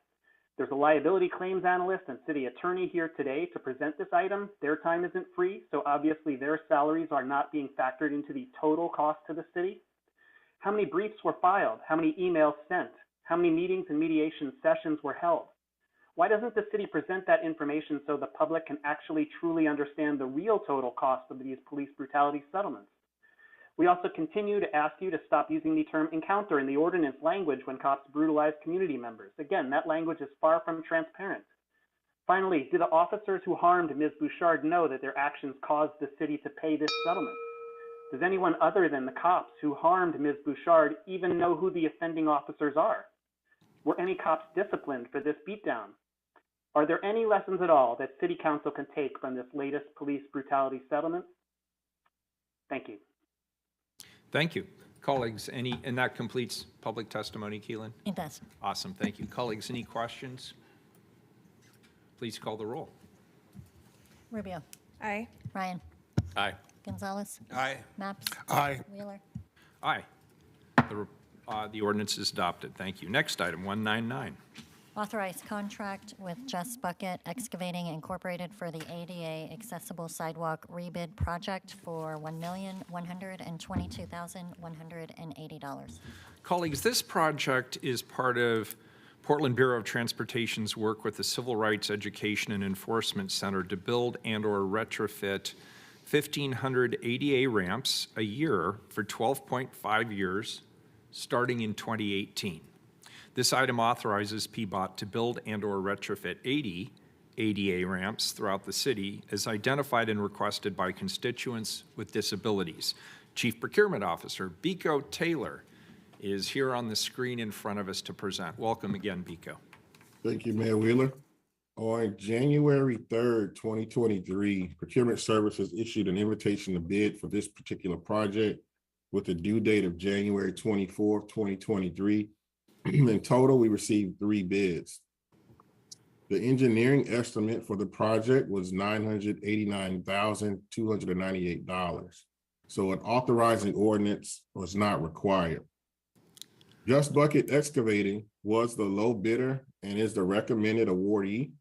Just Bucket's bid totaled $1.122 million, which is 13.4% above the engineering estimate. Just Bucket Excavating has a current City of Portland business tax registration and is in full compliance with all contracting requirements. Just Bucket Excavating is located in Albany, Oregon, and is a state certified DBE MBE contractor. This is an African-American male-owned firm. Some context from the engineering team: the bids came in high due to the high labor demand currently prevailing within the commercial construction market. That paired with inflation and the specialized nature of the project was their explanation for why the bid came in 13.4% higher. The city's standard 20% aspirational goals did apply to this solicitation, and here's the following breakdown. 52% of the project will be self-performed by Just Bucket Excavating. 36% will be performed by co-bid certified contractors.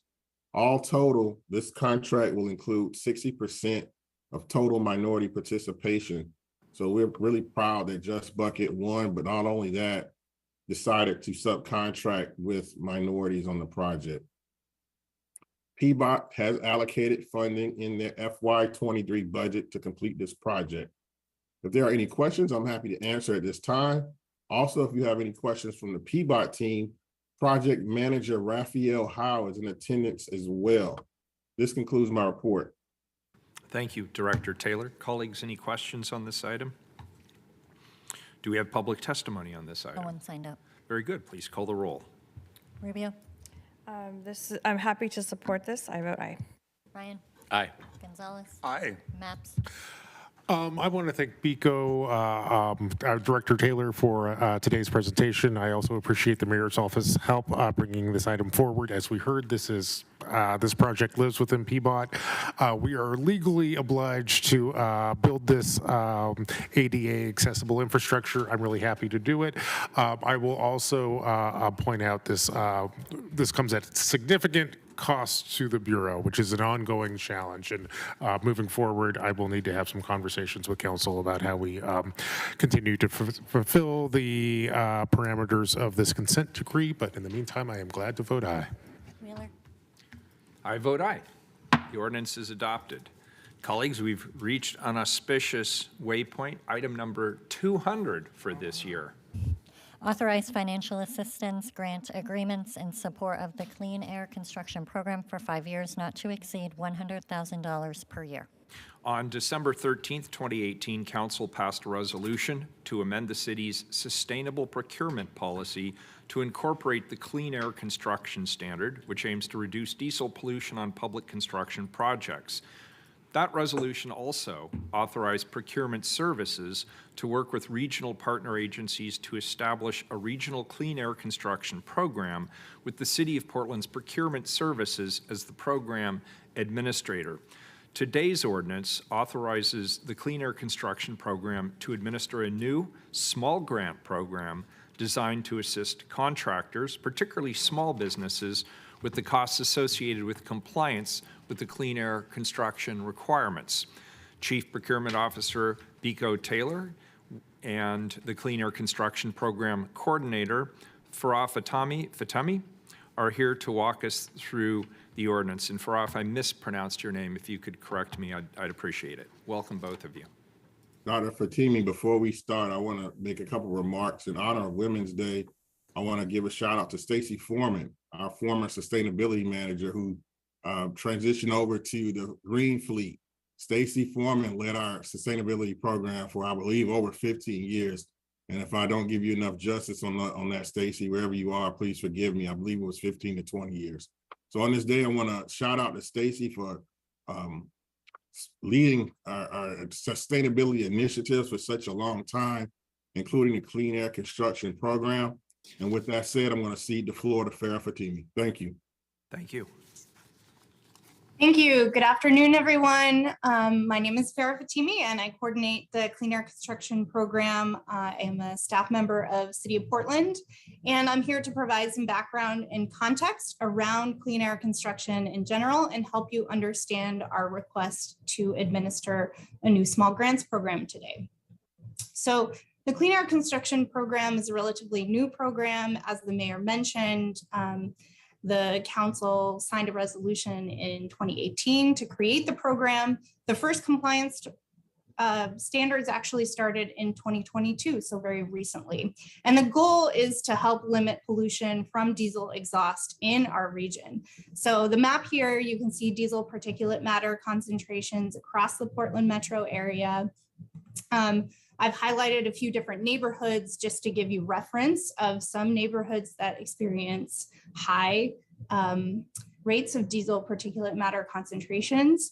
And we know that this is also a health equity issue. There are a whole host of issues associated with diesel exhaust, but BIPOC communities tend to experience 2 to 3 times the amount of exposure compared to other communities in the Portland metro region.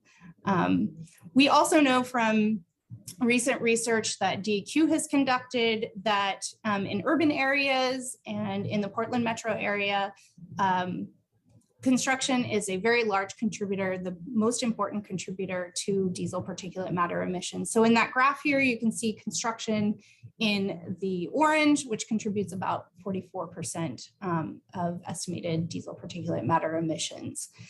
We also know that diesel contains black carbon, which is a major climate warming pollutant. So not only a health equity issue, but a climate issue as well. The clean air construction focuses on old construction equipment and phasing that out. And I did some back of the envelope calculations. If we brought all old construction equipment up to current emission standards in Multnomah County, you could reduce diesel particulate matter emissions by as much as 50%. So the Clean Air Construction Program is a collaborative program governed by intergovernmental agreements, and we have 7 different participating agencies. The city serves as the regional program administrator, in part because the city has the highest number of construction projects. The regional contracting goal that all of the agencies in clean air construction have adopted has one or a couple of major goals, but the one main goal is to reduce diesel particulate matter emissions on construction projects. And an important part of that is phasing out older diesel engines to get to current emission standards. And we want to do this by 2025. So old engines have to be phased out by then, or retrofit, which means that they have an aftermarket exhaust control. This standard complements the renewable fuel standard because it has a regional focus and will further enhance emissions reductions brought about by the transition to low carbon fuels. The Clean Air Construction Program, as I mentioned, is a collaboration among 7 different agencies, and they all pay into a shared budget. So the City of Portland contributes 29% of the budget in the current fiscal year, and we also have the highest number of active projects. About 2/3 of the projects in the system are currently City of Portland projects. Now, we recognize that what we are asking folks is to phase out older equipment, and there can be costs associated with that. So we do offer a suite of services targeting small firms and equity contractors to help them understand compliance and solutions and find funds. So we offer free engine retrofit assessments in cooperation with Diesel Emission Service, where they examine a piece of equipment and see if an aftermarket exhaust control will work. A consultant will also go on site and look at a firm's fleet and see what they might need to do to bring equipment into compliance. And we also offer assistance to firms that are preparing grant applications that will fund the transition to cleaner equipment. Those funding sources are typically DEQ or EPA. So today's request really builds on that suite of services that I just mentioned. We would like council to approve a new financial assistance grants program. And this is really a small grants program where we would administer $5,000 to $10,000 per vehicle or per piece of equipment. And this is really hoping to help small businesses that have barriers to bringing equipment into compliance. So maybe getting them over a hump that they need to pay for an aftermarket exhaust control, a retrofit, or maybe in tandem with other funding sources, be able to upgrade to newer equipment. The grant process would be primarily administered by the Clean Air Construction Coordinator, and we would have basic support from the Grants Management Office at City of Portland. And with that, I think we can take questions. There we are. Colleagues, questions? That was a great presentation. Thank you. Do we have public testimony on this item? All right, this is an emergency ordinance. Please call the roll. Rubio. Farah and Dr. Taylor, thank you for, or Director Taylor, thank you for your presentation and for this program for business owners that need the extra help to get their equipment to meet the requirement. That's exactly what we should be doing as a government partner in order to ensure a smoother transition, and will help us further curb diesel emissions in our communities and move us closer to our climate goals. So I support this and vote aye. Ryan. Thank you, Director Taylor and Farah, for that presentation. It's nice to see the expansive IGA. Fact of the day, 43% of all diesel emissions are construction. Who knew? Now I do. Thank you for that. And it's the right start, and we hope to be back for more. Thanks. I vote aye. Gonzalez. Thank you for the presentation. I love the collaboration between industry and the city and moving to cleaner air in the city. I vote aye. Maps. Aye. Wheeler. Aye. The ordinance is adopted. 201, a second reading. We've already heard public testimony on this item as well as the presentation. Go ahead and read it. Sorry, Keelan. Thanks. Authorize water revenue bonds to finance water system capital improvements not to exceed $425 million and to refund outstanding water revenue bonds. Any further discussion? Seeing none, please call the roll. Rubio. Aye. Ryan. Aye. Gonzalez. Aye. Maps. Aye. Wheeler. Aye. The ordinance is adopted. Our final item this morning is a first reading of a non-emergency ordinance, item number 202. Authorize competitive solicitation and contract with the lowest responsive and responsible bidder and provide payment for construction of the Northeast 6th Drive Pump Station Upgrade Project for an estimated amount of $4,540,000. Colleagues, this item comes to us from the Bureau of Environmental Services. Environmental Services operates and maintains nearly 100 wastewater pump stations throughout the city. We use these pump stations to move sewage and stormwater through pipes to our wastewater treatment plants. The ordinance before us today authorizes Environmental Services to conduct a competitive solicitation for a construction contractor to upgrade the Northeast 6th Drive pump station. That pump station serves a portion of Portland just west of the Portland International Airport. The station has been in service for over 45 years and has exceeded its designed and anticipated useful life. The budget for this project is $8 million. Construction is scheduled to begin later this year and be completed by 2025. Here today to tell us more about this project, we have two staff members from BES. Welcome Cyrus Osborne, a design manager with BES, and we have Bhargavi Ambedkar, a division manager with Environmental Services. Welcome, staff. Thank you, Commissioner. Oh, yes. Thank you, Commissioner Maps. Can everybody hear me? Loud and clear, and we see you. All right, great. Good afternoon, Mayor Wheeler and members of council. I'm Cyrus Osborne, and I am an engineer at the Bureau of Environmental Services, here today to request approval of an ordinance to authorize solicitation, contract, and payment for the construction of Northeast 6th Drive Pump Station Upgrade. So as Commissioner Mapp stated, Northeast 6th Drive Pump Station was constructed in 1977 and has exceeded its designed and anticipated useful life. The basic requirements of this project are to bring the station into conformance with current BES standards for operation, reliability, safety, and resiliency to ensure that it can continue to serve the surrounding area of Northeast Portland for decades to come, and help reduce time to reestablish service after a seismic event. 5 other pump stations direct flows to Northeast 6th Drive Pump Station, and the combined pump station service area is shown here next to a 45-year-old pump that is still currently in service. The project objectives include direct replacement and upgrades of components at the current pump station. These include all mechanical and electrical components, a new electrical and controls building, a new wet well to allow for the use of wet pit submersible pumps, and a new permanent standby generator and generator enclosure. On the top, you can see the current pump station arrangement, and on the bottom, you can see a rendering of the equivalent structures at the upgraded pump station. Project also includes adding new features to the pump station to bring it into conformance with current standards.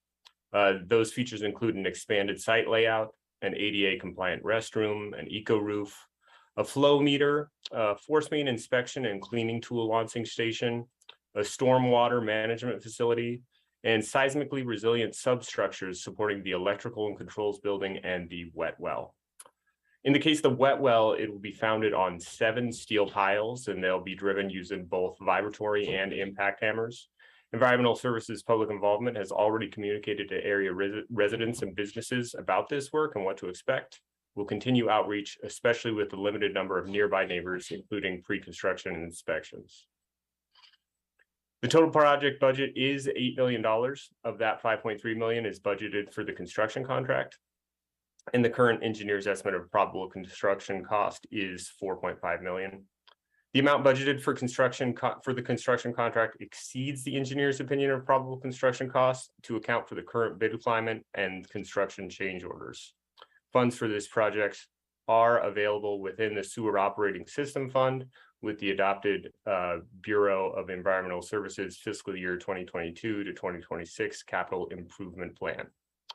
In terms of schedule, we're very near the design phase, and as Commissioner Mapp noted, we will be in construction before the end of the year. Again, here to request council approval of an ordinance to authorize solicitation, contract, and payment for the construction of this project, Northeast 6th Drive Pump Station upgrade. Thank you for your time, and I'm happy to take any questions.